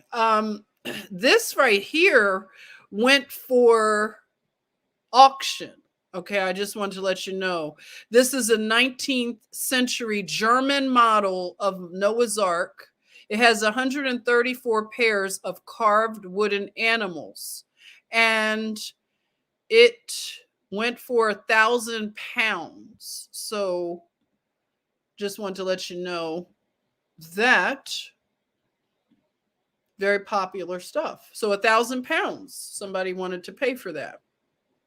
Looks like it's in good condition. And yeah, they even have stage plays where they use real animals. Not sure how I feel about that now, but I'll talk about that in a bit. But what do you think? Have you ever gone to a stage play like this where they have real animals? And what is your thinking about that? So this was something that maybe it was one of those, well, it says sight and sound theaters. So Noah. Very popular, huh, people? So it has all the normal elements that we think of. And then there's some old movie posters I wanted to show you. And this one is a Warner Brothers production. It's cheesy, just like everything they did like back then. I mean, you look at Noah, I guess that's Noah holding his wife, and she looks like she's fainting. And, you know, that's always like the way they did that stuff. It's like, oh, you know, Noah, help me. Like, you know, it just looks ridiculous. But there you go. Hollywood for you. I don't know if anybody's ever seen this. It says Dolores Costello and George O'Brien.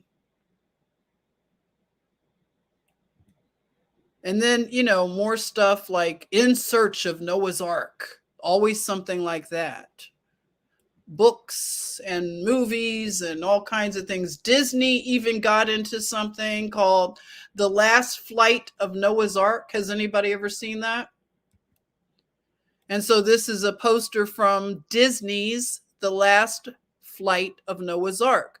Elliot Gould, and it looks like an airplane that was turned into a sailing vessel. Very strange. I never heard of it, but it's a Disney production. And if that wasn't enough, they had a show called Noah's Ark with a C, and it was some kind of series, but it was about gay men, gay black men. So you can see that jumping the broom. And then there's something with a shark, and you see all the animals in the water. And it's like, with anything that Hollywood does, it's always degradation. They just take something good and degrade it. Yeah, Chris, they jumped the shark. I just keep showing examples of how this culture has jumped the shark, okay? Noah's shark. I never heard of this. I've been like, where have I been? Have I been like this busy? I didn't know about this stuff. So more of the Noah's Ark with a C. And then you had the Russell Crowe Noah. I could really suggest this movie if you want to watch it. I think it's an interesting thing, and the way that they portrayed Noah and his family, I again was surprised. So this was the aesthetic of their ark. So you can see Russell Crowe as Noah, and he did a great job. What is your opinion? Did you like Pam the shark, right? What the heck? So there you are. And these are just scenes from the movie. The people, like, it was a band of violence, just gangs of violent people everywhere, and they really depicted that really well. So you could just imagine how horrible it was to live in those times. Noah and his family, to me, they kind of seem like the crunchy granola kind of hippies. Like, they were really nice, and they didn't eat meat because they really loved animals. And that's something that you really pick up from the movie, that God really loves the animal kingdom, and they are innocent. They did not rebel against God, but they suffer because of the rebellion. So animals are innocent. So you really do pick up the love that Noah and his family and God has for the animal kingdom. So again, Noah and his family, they just seem like so peaceful. He was such a good father. Didn't you pick that up? He was a real benevolent patriarch and a wise, protective provider. And I'm just saying, like, that was really portrayed well. And so this is a scene, like I was saying, when the mammals came, oh, it was just so beautiful. And like I said, the animal kingdom, these creatures, thank God that he sees them with such love. He created them for a purpose. And because of the fall of mankind, they suffer. They suffer so much abuse. And you know, a lot of us, we've been very hurt about what happens to children. But I'll tell you one thing. If we ever researched how much abuse the animal kingdom endures, it would absolutely break our hearts. I know some of us have gone down those roads. I can only go but so much, because for me, I don't know what it is. I cannot handle hearing about animal abuse. It's something that is it is the line for me. I can't do it. It's so hard.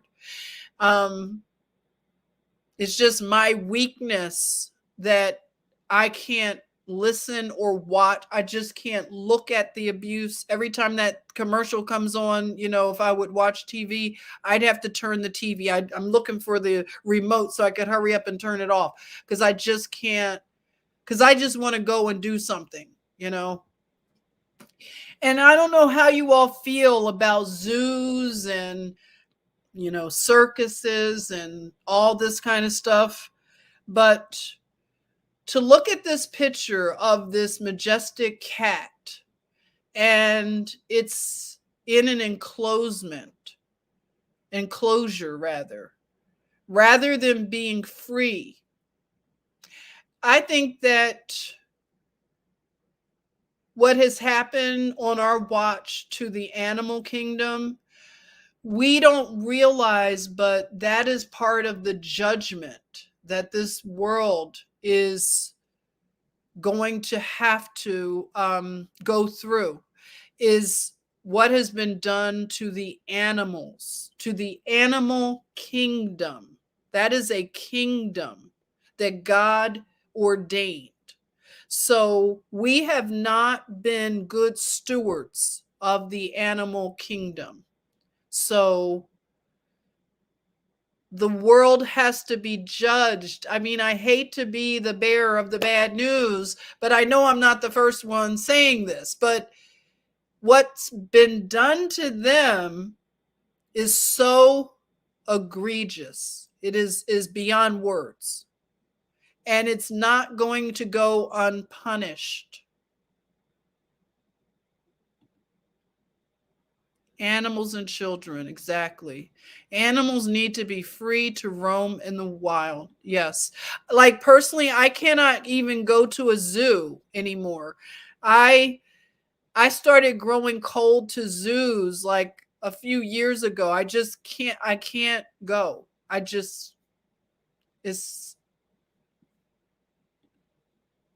So I just want you to know, this is the king of the animal kingdom. And look at what man has done, has subdued this king. So this is also a scene from the movie where you can see his wife, and you see Shem and Japheth, because Ham isn't in there right there. And you can see that they are nomadic. So that's why I said they kind of remind me of like a crunchy granola family, like they don't eat animals, they eat berries, and their kids are homeschooled. And, they're just this loving family. You could even look at the way that, like, everything's done in a movie. It all has a purpose, right? So you can see how they pack their backpacks is so neat. Everything is rolled very nice. So Noah and his family, they came off to me as this really kind, benevolent family who respected the earth, loved animals, and loved each other.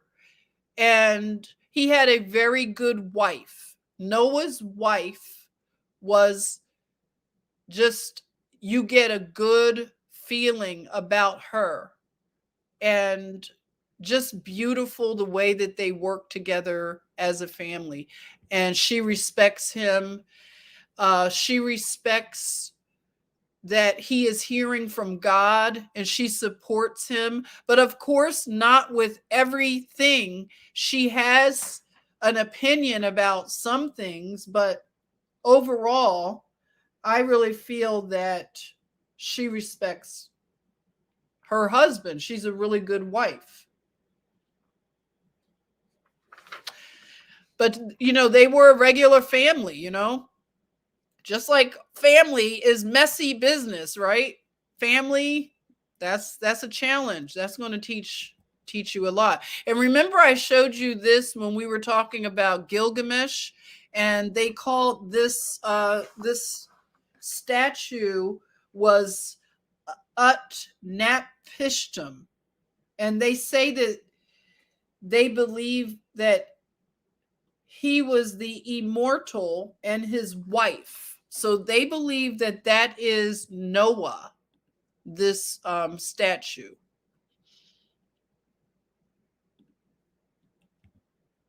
So they depicted the Watchers this way.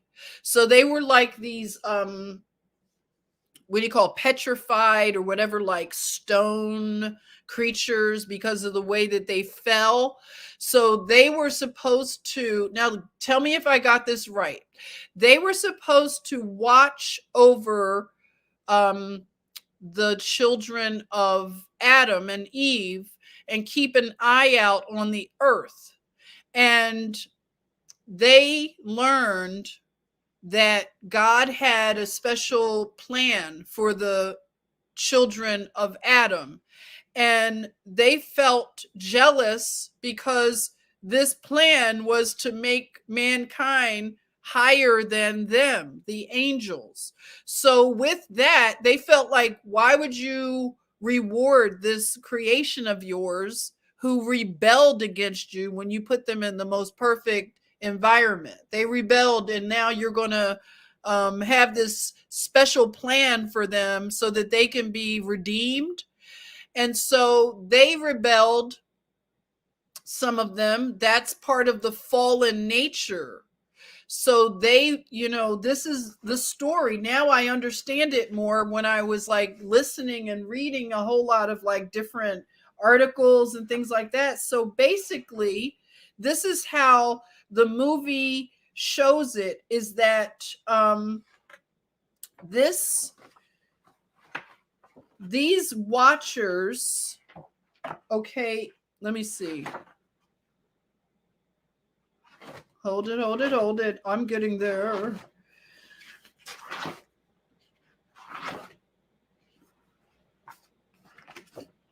Okay, these Watchers are the seraphim. So you know that the seraphim are a special order of the archangels. So Azazel, being the leader of the Watchers, Azazel was imprisoned. And these Watchers also wanted to appeal to Enoch so that they could get forgiveness. Like it's almost like, looking at it as a court case. So they wanted to see if they could be let off of their sentence that they knew that they were going to eventually have to serve. So that's what is explained, is that they wanted Enoch to appeal to God on their behalf. But God gave an answer that no, there was no redemption for the Watchers, for the fallen angels. So the Watchers used to be liaisons between heaven and earth. So during their rebellion or insurrection, they wouldn't accept, like I said, that the sons and daughter of Adam would be rulers over angels and have a divine inheritance. So what they did was they usurped the thrones of the kings. So all of those kings that we talked about, like when you think about the early antediluvian kings, that would include all of those pharaohs and dynasties and the fake king and queen that we have over in England. And all of these thrones have been usurped by the line of Cain. So now we can see it really starts to line up. Okay, so the Nephilim, they went into the daughters of man and they produced the hybrids. Okay, so that was the giants. So they bred their demon spawn with the daughters of men. Those daughters would be the daughters of Cain. Okay, so the daughters of Cain had sex with the watchers. I'm sure they didn't look like this, but okay, in whatever form that is, we could talk about that at another time. But they transmitted the secret knowledge to their adepts and initiated them into the mystery invisible university, along with influencing them to create and rule over the most powerful energy source, which is currency. So they created the banking structures. So that's why, Amschel, Rothschild, and all of these people, they were set in place so that they could take all of the kingdoms, all of the thrones, and control everything. And then also to stop the lineage of Seth, who was going to bring forth the Messiah. So that's what they wanted to prevent from happening. So these rebels, they violated the laws of creation by tampering with humans' DNA. What does that sound like? So tampering with the DNA of humanity, and merging it with angel immortality creates the hybrids. So they're kind of like earth gods, idols, luminaries, and let's see. They were initiated into the sciences. They showed their line of Cain and, these hybrids how to learn these mystery sciences, secret occult wisdom, and including things like makeup. Okay, so that was part of the knowledge that they learned, these sciences, and also the science of war, martial arts, and all of that stuff. So they had unlimited knowledge, but they were also corrupted. So whenever you would see Noah's family, like they would camp out, they were in the outskirts. They were not in the cities. And I want to say this too, because this is something that I want to get your opinion on. I just took it that they lived like off the grid, and the cities were just filled with violence. So it seems that the messaging for a lot of people is to eventually get out of these cities, especially if it's a city that is like a Cain city. Might be time to consider maybe getting out. And I know I said before, that's not a good thing to tell people. I'm changing my thought about that. I'm just going to put it out there for us to think about it. If you're in one of these crazy cities, I know everybody can't leave, but I'm sure you've been thinking about it. But because they say as the days of Noah, so are our days, it just seems like city living is maybe not the best idea at this time. I don't know. Let me know what you think. So here's the family tree. It could get a little confusing. And this is where I want us to focus on the fact that there are two different lines that have the same name of some people. So you have Adam and Eve, who had Cain, Abel, and Seth. So in the Cain line, which from this Bible scholar, it looks like it's a good idea to follow what Cain's line was up to after the flood. Remember, they survived the flood. So you have Enoch, which is the evil Enoch, okay? Then you have Irad, Methuselah, and Methuselah. So then there's a Lemech also, all right? And then there's Tubal Cain. Now, if you go over to Seth, who I'm like, I just want to start focusing on Seth also, with some appreciation for the fact that Seth was faithful. So you have Out of Seth's line, you have the good Enoch, who then gave birth through his lineage to Noah. Okay.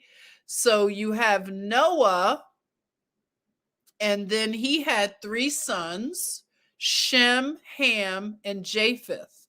Now, Ham is an issue, and I want us to talk about Ham because that's something that I believe I was never taught correctly about Ham. I don't eat ham, but I'm just saying Ham.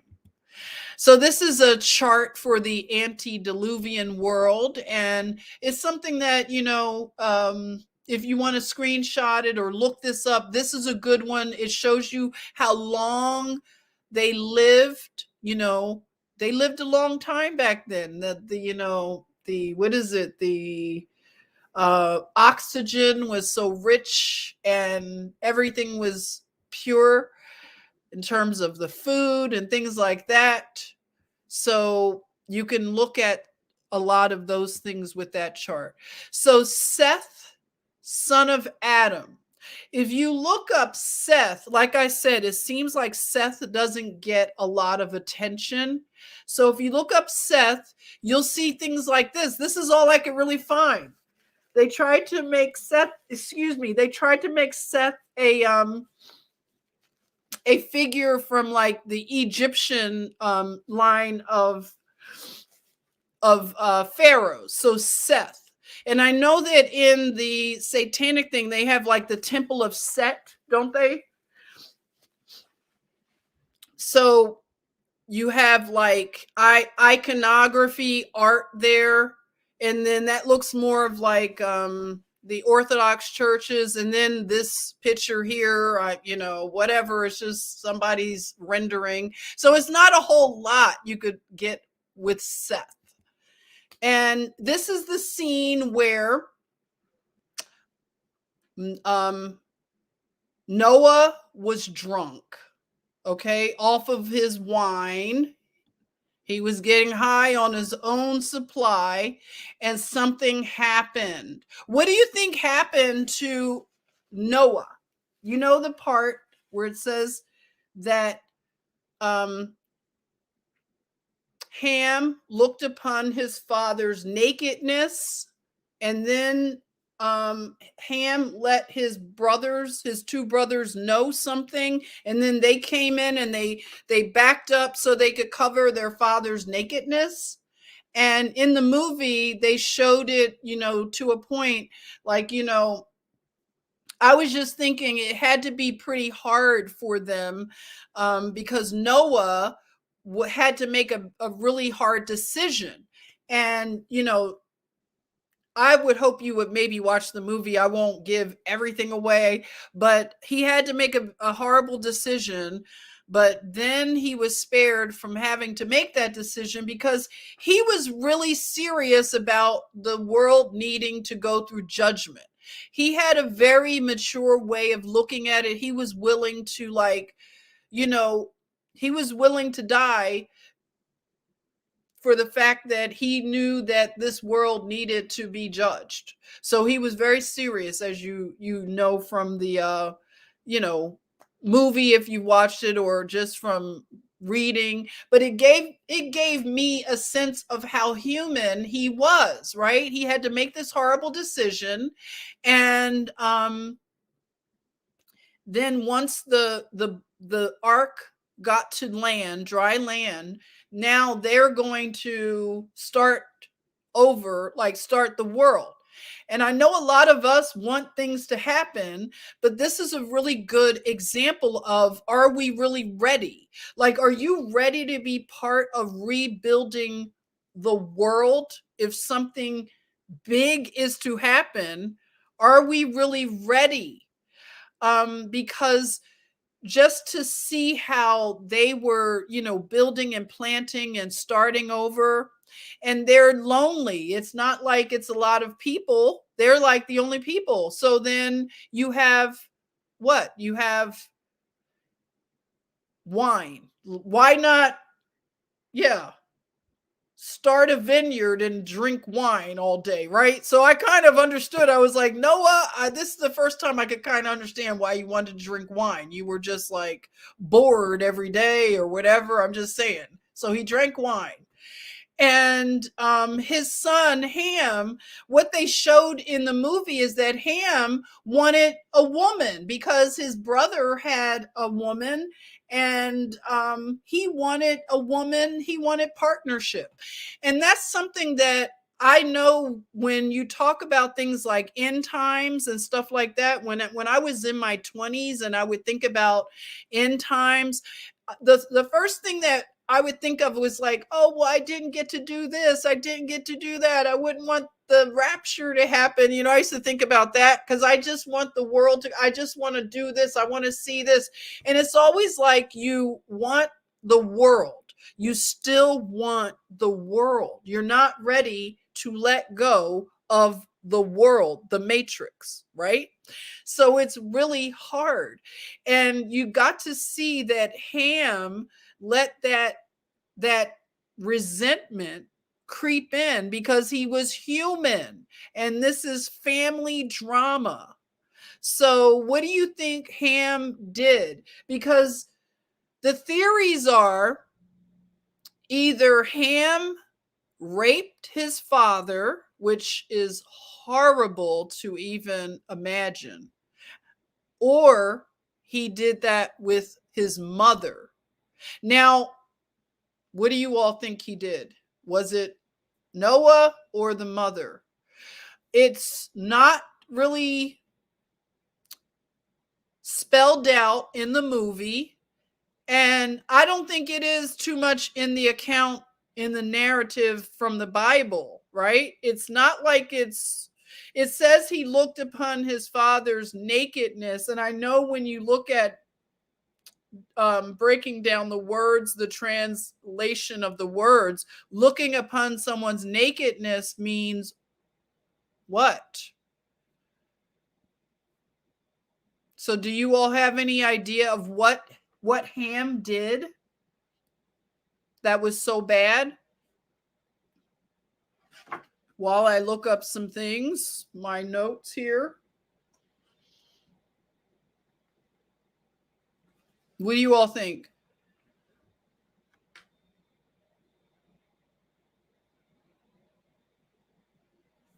Anybody have any ideas? What did Ham do that was so bad? So this is the character Ham in the movie, and he, you know, he played the role pretty well, I thought. So this will be the one that has to leave the family, right? So Ham left, and Ham is going to give his, well, the descendants of Ham are, again, we already looked, right? Let me go back. Cain.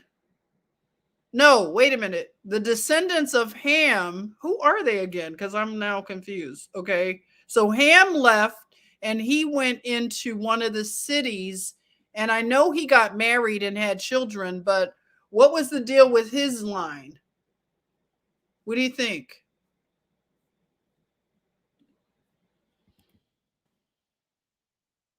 And so here's an artist rendering of the other sons covering their father, but turning themselves around. I was so confused when I was a little kid and I heard something about this. I had no idea what was going on.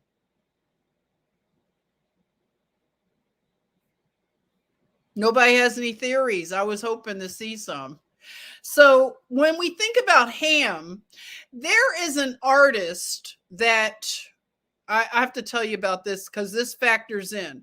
There was an artist from the 1800s again, in Latin America, and his name happens to be Modesto Brocos from 1895. He painted this picture that you're seeing, and it's called The Redemption of Ham. Now, because we've talked about issues like this, I thought it would be interesting, and it's going to tie in a few ways. Okay, so the redemption of Ham is a painting depicting a black grandmother, a mulatta mother, white father, and their quadroon child. Hence, 3 generations of racial hypergamy through whitening. So this is racial whitening. And so I know you've heard about bleaching that happens with melanated people. So there is this narrative that's taught by certain religions and stuff, that they teach that the line of Ham was cursed because of what happened, whatever Ham did to Noah or his mother. He was cursed, and his curse was blackness. Have you ever heard that? So that has been taught down through the years, that Ham was cursed with being black. So if that is being taught in churches, you can imagine the mindset that happens from the melanated people that are black. So this is something common in a lot of melanated cultures. You have it in Brazil. You have it in, where else? Like the Caribbean, all over. So I have a friend who's Haitian, and her mother believed in this kind of stuff. She, grew up in a Caribbean island, and she wanted all of her children to marry white people, or people who could pass for white, so that she felt that it would lighten the family and lighten the sin from the family. So she literally believed that you mix white in to get rid of the curse of blackness. So this is why you will hear these stories of this bleaching, this hatred, like self-hatred for people who are dark, and a caste system, and these really crazy things that happen. It's really big in the Black community, Latin community, Indian, like Asian, it's big. Okay. So I wanted you to see that it has its roots in this particular teaching that has come down through some religions, some religious teachings. So that's a problem. And I just want you to know that that is something that was taught in the Mormon religion. And we're going to bring up Mormonism in a bit, because this scholar made a connection that is amazing. Okay. So there it is. Like I said, a lot of people have Black relatives, and they, you wouldn't know it.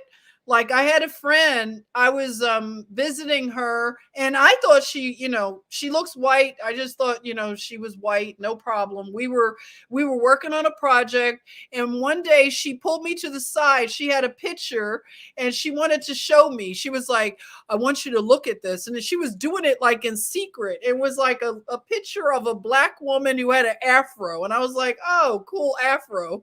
And at the time I was wearing an afro. So I thought she was just showing me because it was an afro. And then she said, this is my grandmother. I just wanted you to know. And I'm like, oh my God, I didn't know what to do. Right. But it was just like, why are you whispering this like it's something bad? But she just wanted me to know she had a Black grandmother. Okay. So there you are. Blanquiamento. Who knows about it? Whitening the race. Crazy, right? So was Noah just a perfect man is a question that's asked. How do you view Noah? Do you see him as perfect or what? Let me know.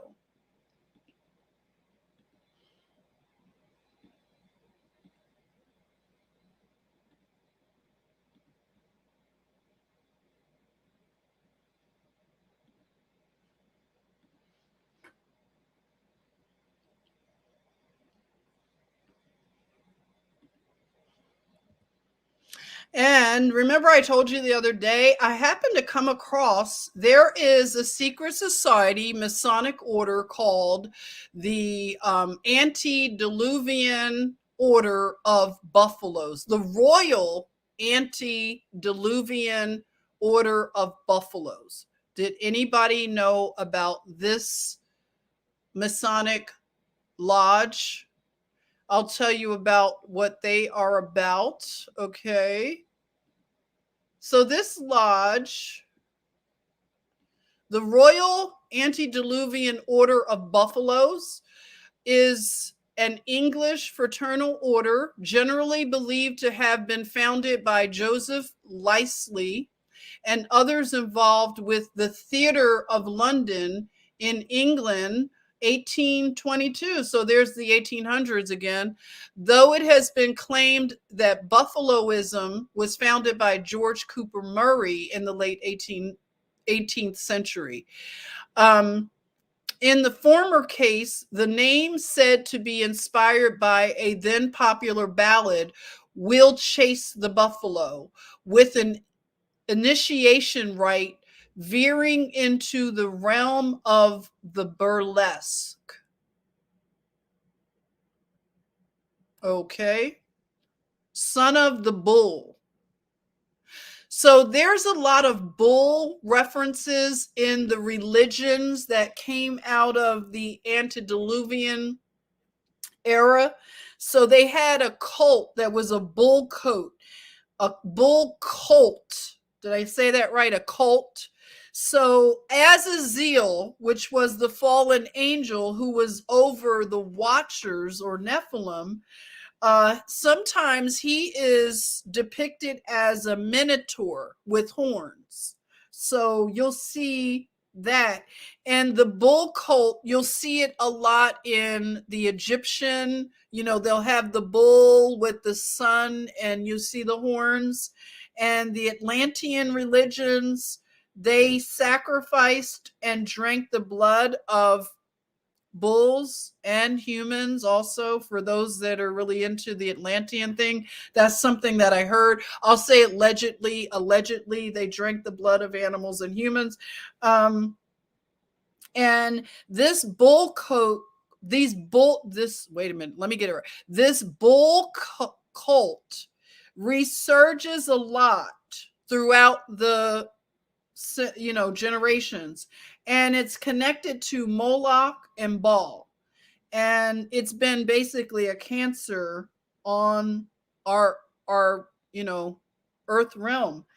And it also is big in the Greek and Roman mythology. So the minotaurs, the half man, half bull, they were known to eat babies, and they would take the babies and bring them into the labyrinths and the mazes. And I didn't know that. So allegedly they ate babies. Okay.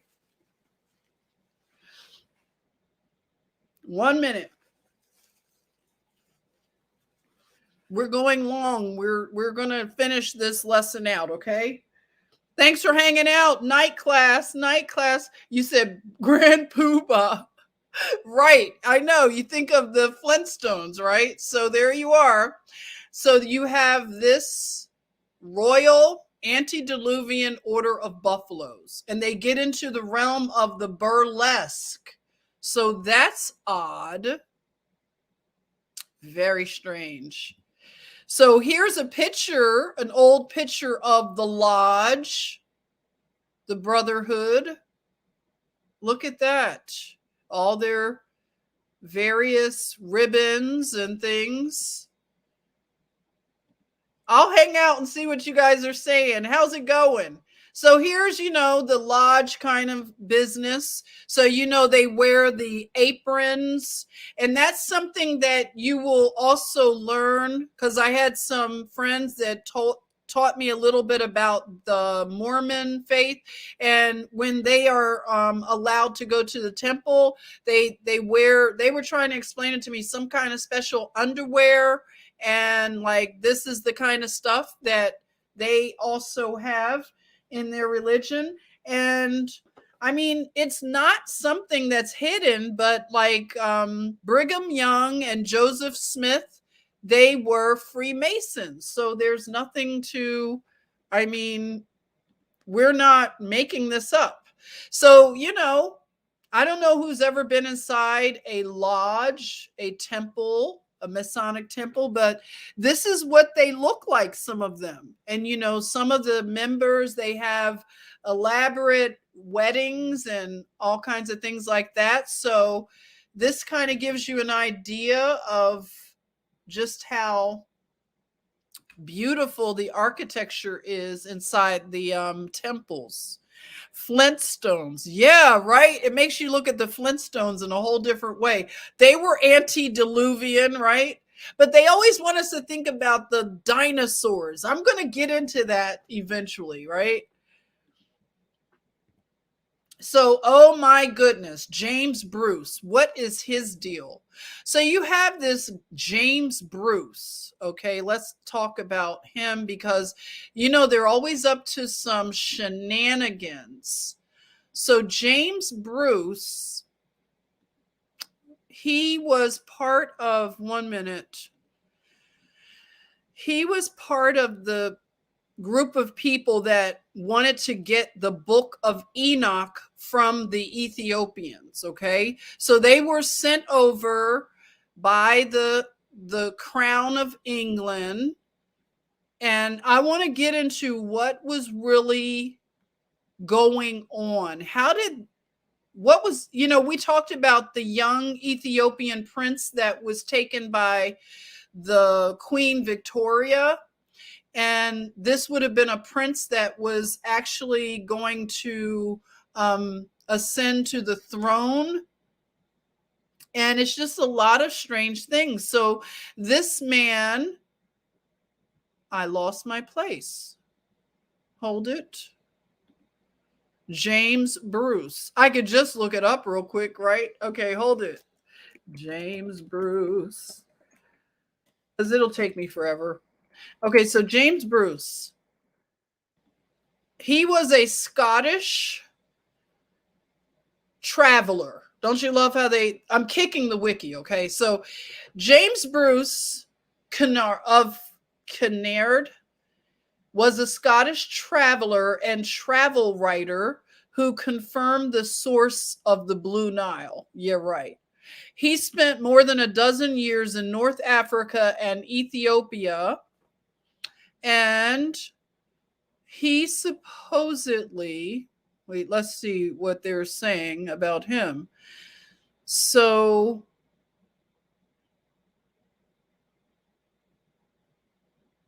he was a Scottish Freemason. They are saying that.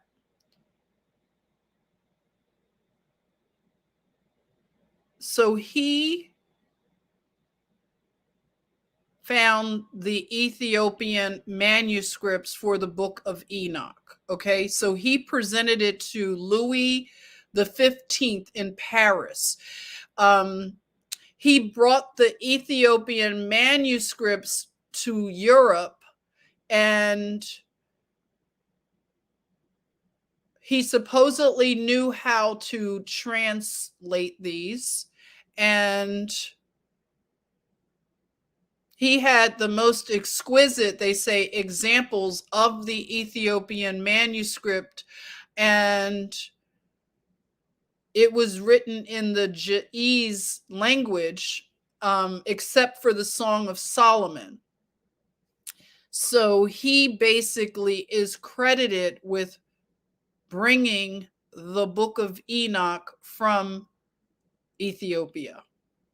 Okay? So that's James Bruce, a Scottish Freemason, a traveler, brought the Book of Enoch to King Louis the 15th. Doesn't all this sound really odd to you? In the 1800s.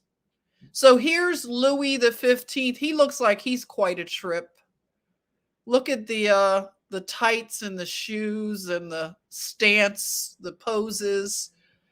Oh my goodness. The clothes look like they weigh 50 pounds. How did they do all this? So extra. So that would be his Instagool. Shout out to Paul Romano. You guys know I love Paul Romano. Gosh, he's so awesome.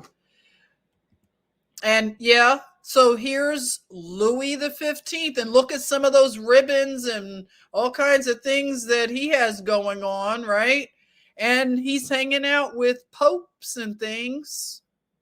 Yeah. So you see the Templars in that artwork. The Templars. We're hanging out late. Look at that. I'm going to let it go as long as it's going to take.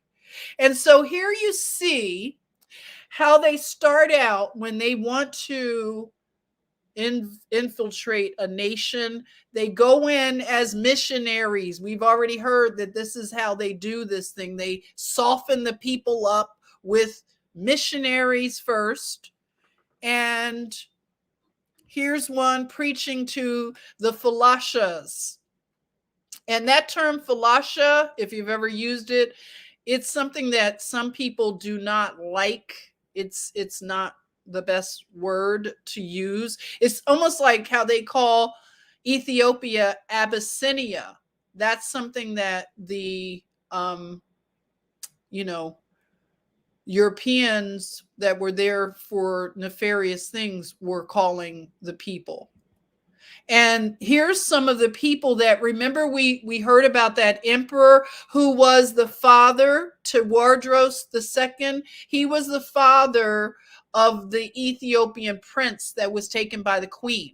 So she sent an expedition over or something, but these people were over there doing their thing, and the emperor, he locked them up. So this was the group of people that were locked up because of some things that they were doing over in Ethiopia. So that's when Queen Victoria sent over an expedition to go get these prisoners. Okay. So you can look at the one, he has the hidden hand. Look at that. So it's rather interesting what was going on. And here they are again, depicted as the Abyssinian captives. You have Mr. Rassam, we heard about him, Mr. Stern, Lieutenant Prideaux, Mr. and Mrs. Rosenthal and child, Dr. Blanc, Pietro, and Captain Cameron. So they were the reason why the British Crown sent in that general who killed, well, they said that the emperor committed suicide, remember? And they took his son. And so I want to talk about the tribe out of Ethiopia. They call this group Beta Israel. So these are, as they say, they call them the lost tribes of Israel. So they have kept the book of Enoch. But what I'm starting to think is, if the first book was kept, then whatever happened to infiltrate the book of Enoch with the other two, do you agree that the book of Enoch, being that it's not canonized, this scholar says that of course we should use discernment and be careful, but he happens to believe that the first book up to 105 is from the real Enoch, the good Enoch. Okay, so something has happened in between the Ethiopians keeping this manuscript and then it being transported to England. So let's put our heads together and figure out, if you've already thought this out, what happened. Do you have any theories? I want to hear them. And so this is some Antiquitech that you would see in Ethiopia. I know I've shown that before, but I wanted to just show again the Antediluvian architecture of Ethiopia.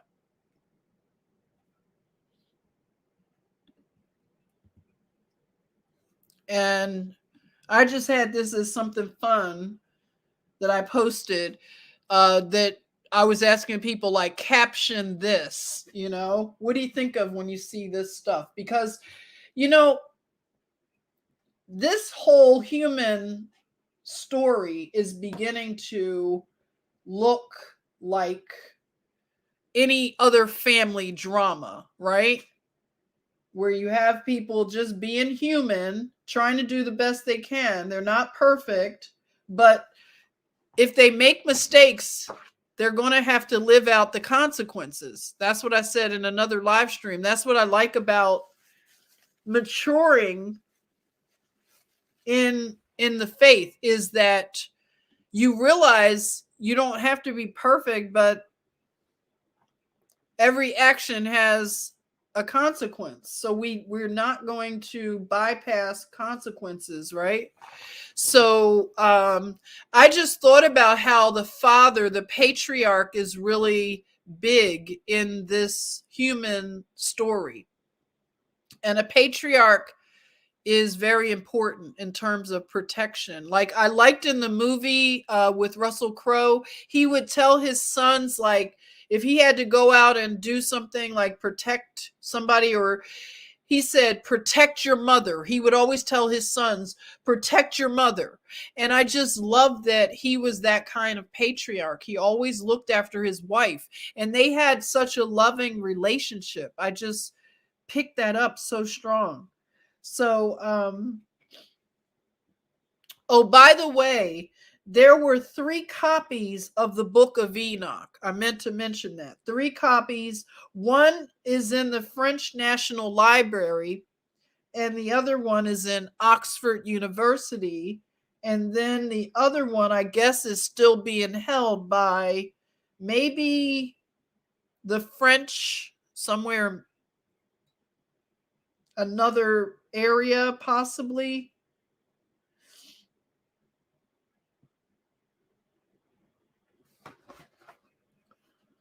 So, did I have anything else? Oh, just a meme. Need an arc. I know a guy. Kind of corny, but I thought it was cute.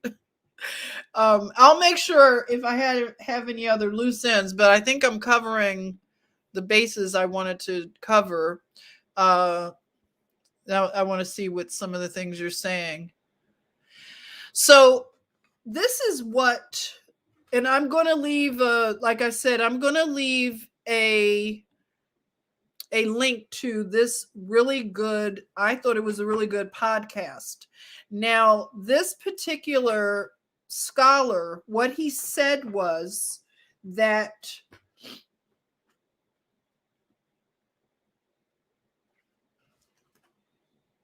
getting my points, let's see, that, okay, his name is David Carrico and John Pounders. They have a podcast called The Midnight Ride. So he called, the title was wait a minute.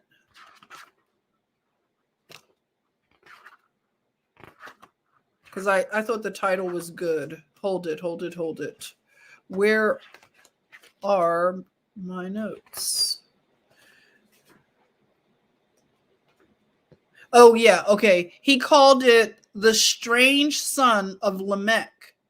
So the other Enoch, which is the line of Cain, who was a vagabond on the earth. He survived the flood by going to the land of Nod. This scholar believes the land of Nod is Central America.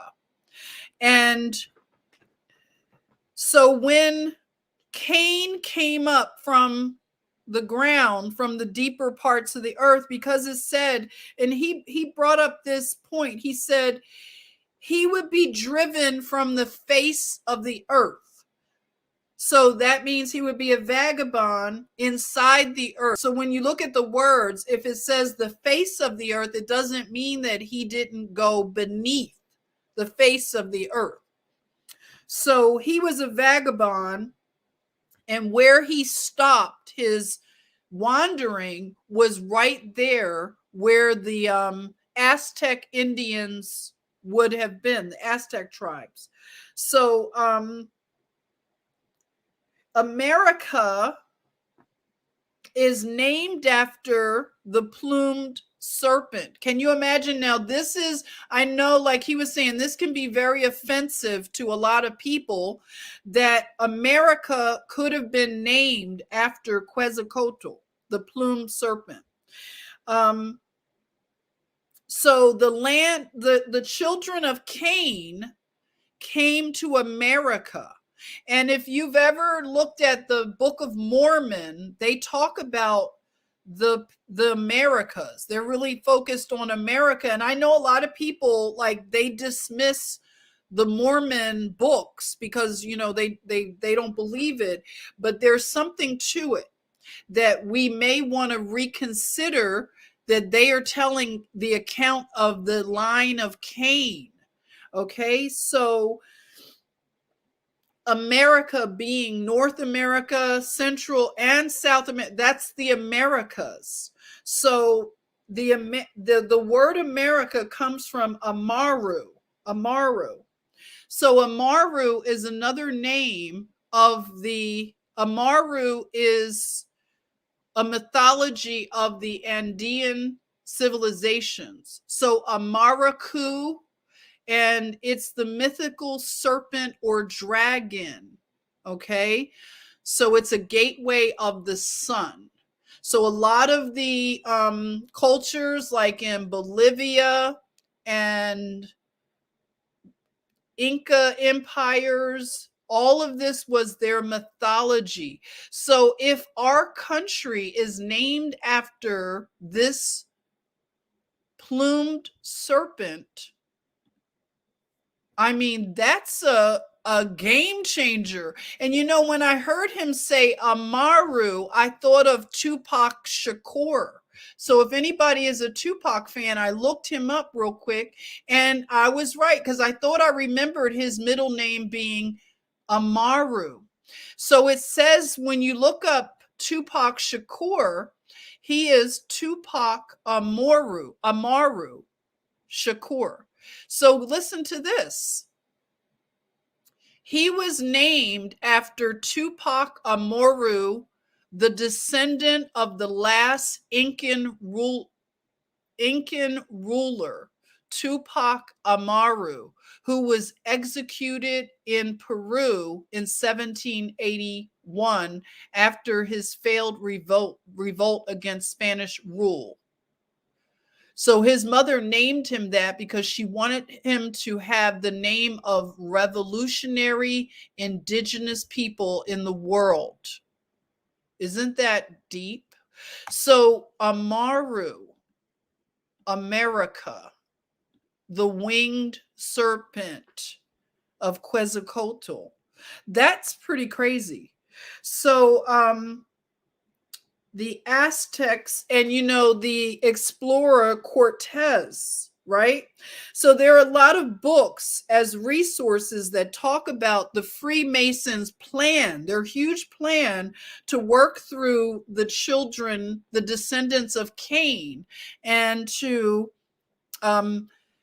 mix the bloodline to create these hybrids, who would then be given the technology and know-how to create cities and civilizations, and then build the Tower of Babel that Nimrod failed at. So where Nimrod failed, the line of Cain wants to carry out. So that's their whole New World Order, and that's the whole point of that. And they wanted America to be the place where they carry this large plan out.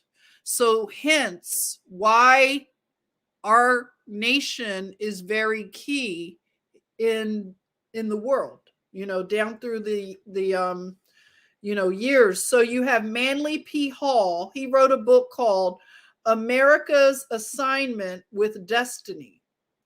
And you have somebody by the name of Lynn Perkins who wrote Masonry for the New Age. And it celebrates the fall of Adam and Eve. So everything they do is an inversion. They celebrate the fall of Adam and Eve because they say that they demonize God and they elevate Lucifer, their God.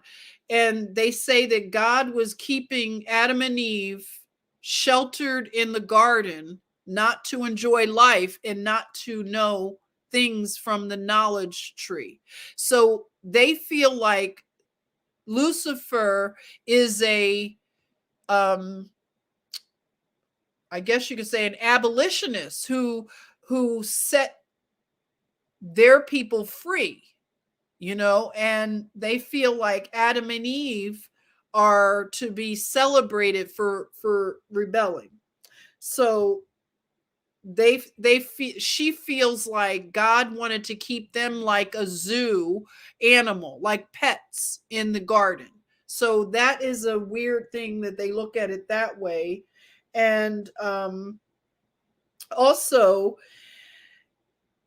they say that the first city that Cain built with all that knowledge and technology that he got from the Watchers, from the Nephilim, is to the first city was in that Aztec city. So right there was where he had his first city named after his son, Enoch, the bad Enoch.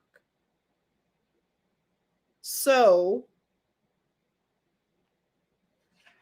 those were some of those. And then also he brought up this obvious fact that the Book of Mormon has a section called Nephi. And he said Nephi is Nephilim. Like it's right there in front of our face. So Nephilim. So Nephi is the line of Cain. Okay. So that brings things into a different whole thinking pattern for me. I'm just like amazed.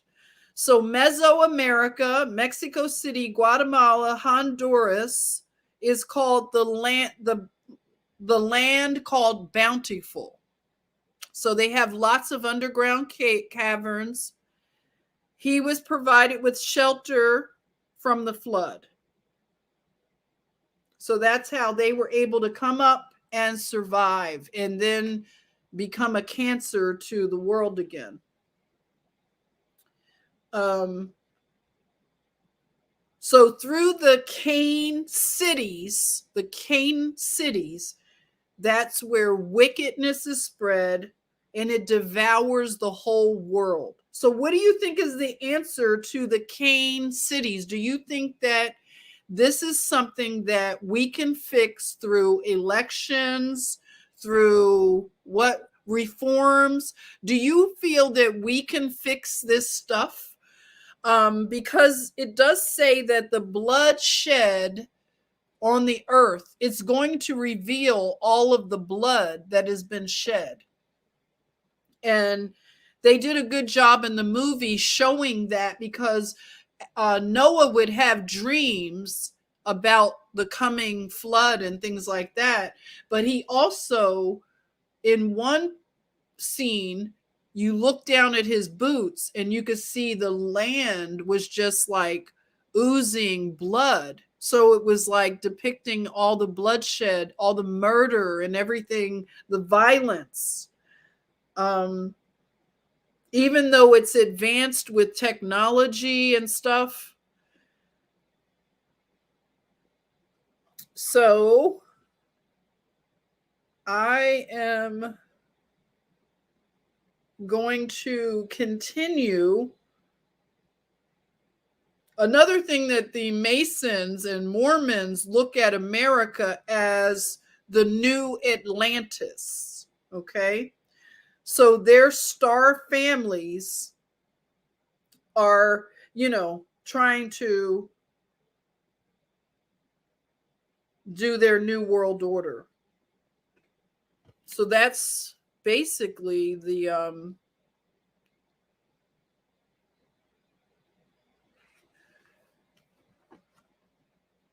that's a lot of what I got from this. I know it's a lot. It's still so much, but I just thought it was so unique. Let me see what you all are saying. Let me see if I covered all of my points that I want to share. Let's see. What's up, everybody? This has been 2.5 hours. Whoa. But it's a lot of information. I mean, whoa.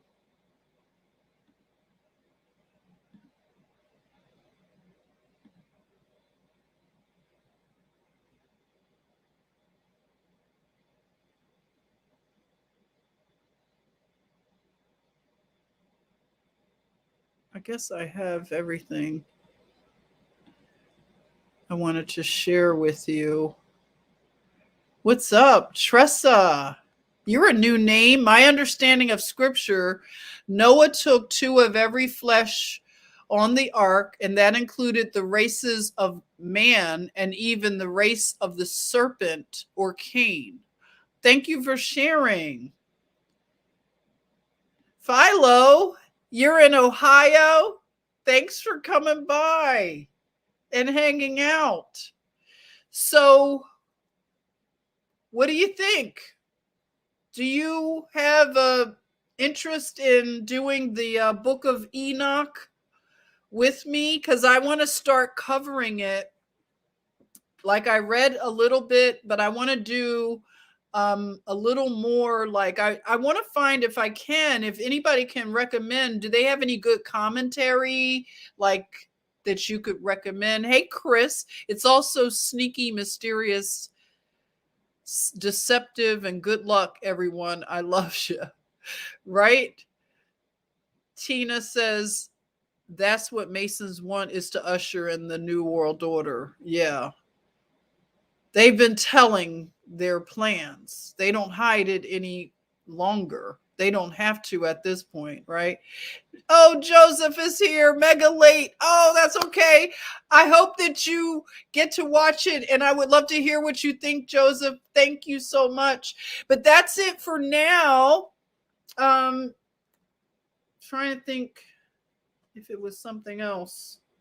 But I just enjoy this so much. So much, everyone.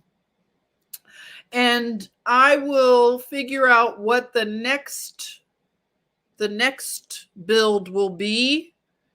I'm thinking about what, sometimes I don't know until I kind of get into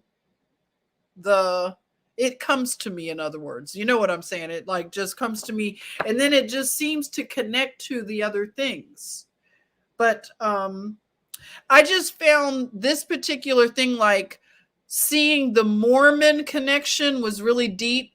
And, I hate to say it, like I know some really great Mormons, and I know that in the religion, it's often the people that are the laity, as they say, they don't know a lot of the stuff that goes on in the higher levels, right? They're not initiated. A lot of Mormons can't even go to the temple. They have to go to the other meeting places. But there's a lot of racism in Mormonism, in that religion. And one of the things that I found interesting is, because I lived in Salt Lake City for a little bit, a lot of Mormon families, they end up adopting a lot of Ethiopian children. I observed that a lot. And I just want to figure out, what is the connection? What's going on with the Ethiopian children? Why are they orphaned like that? And why do so many Mormons adopt Ethiopian children? And I'm just, in connection to learning about that Ethiopian prince that was taken to Queen Victoria, and then he died suddenly, very mysteriously.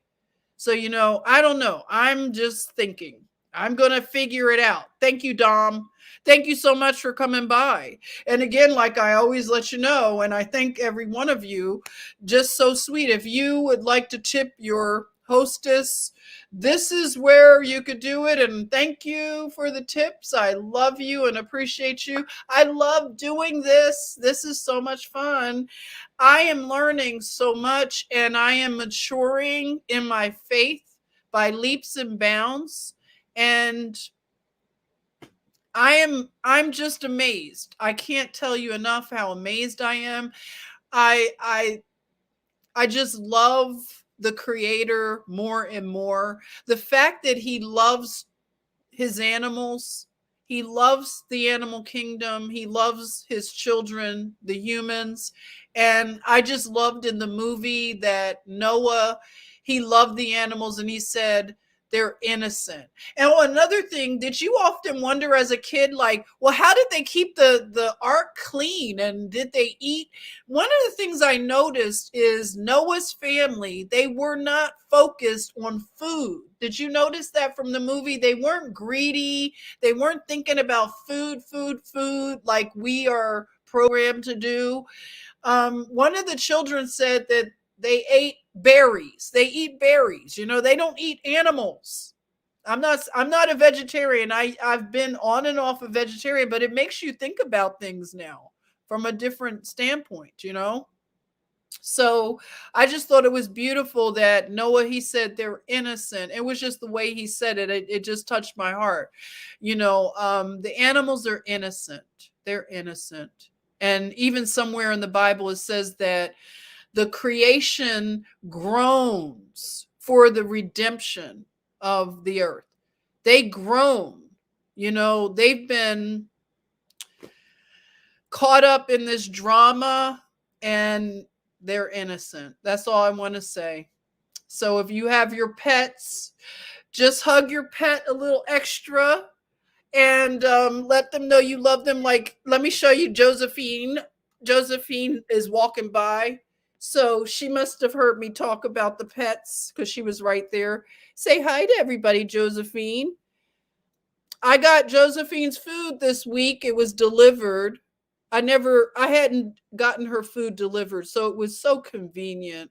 And she seemed to know that she was getting her food delivered. Didn't you, Josie? So just hug your little pets a little extra. And don't forget to say prayers for them. Say bye, Josie.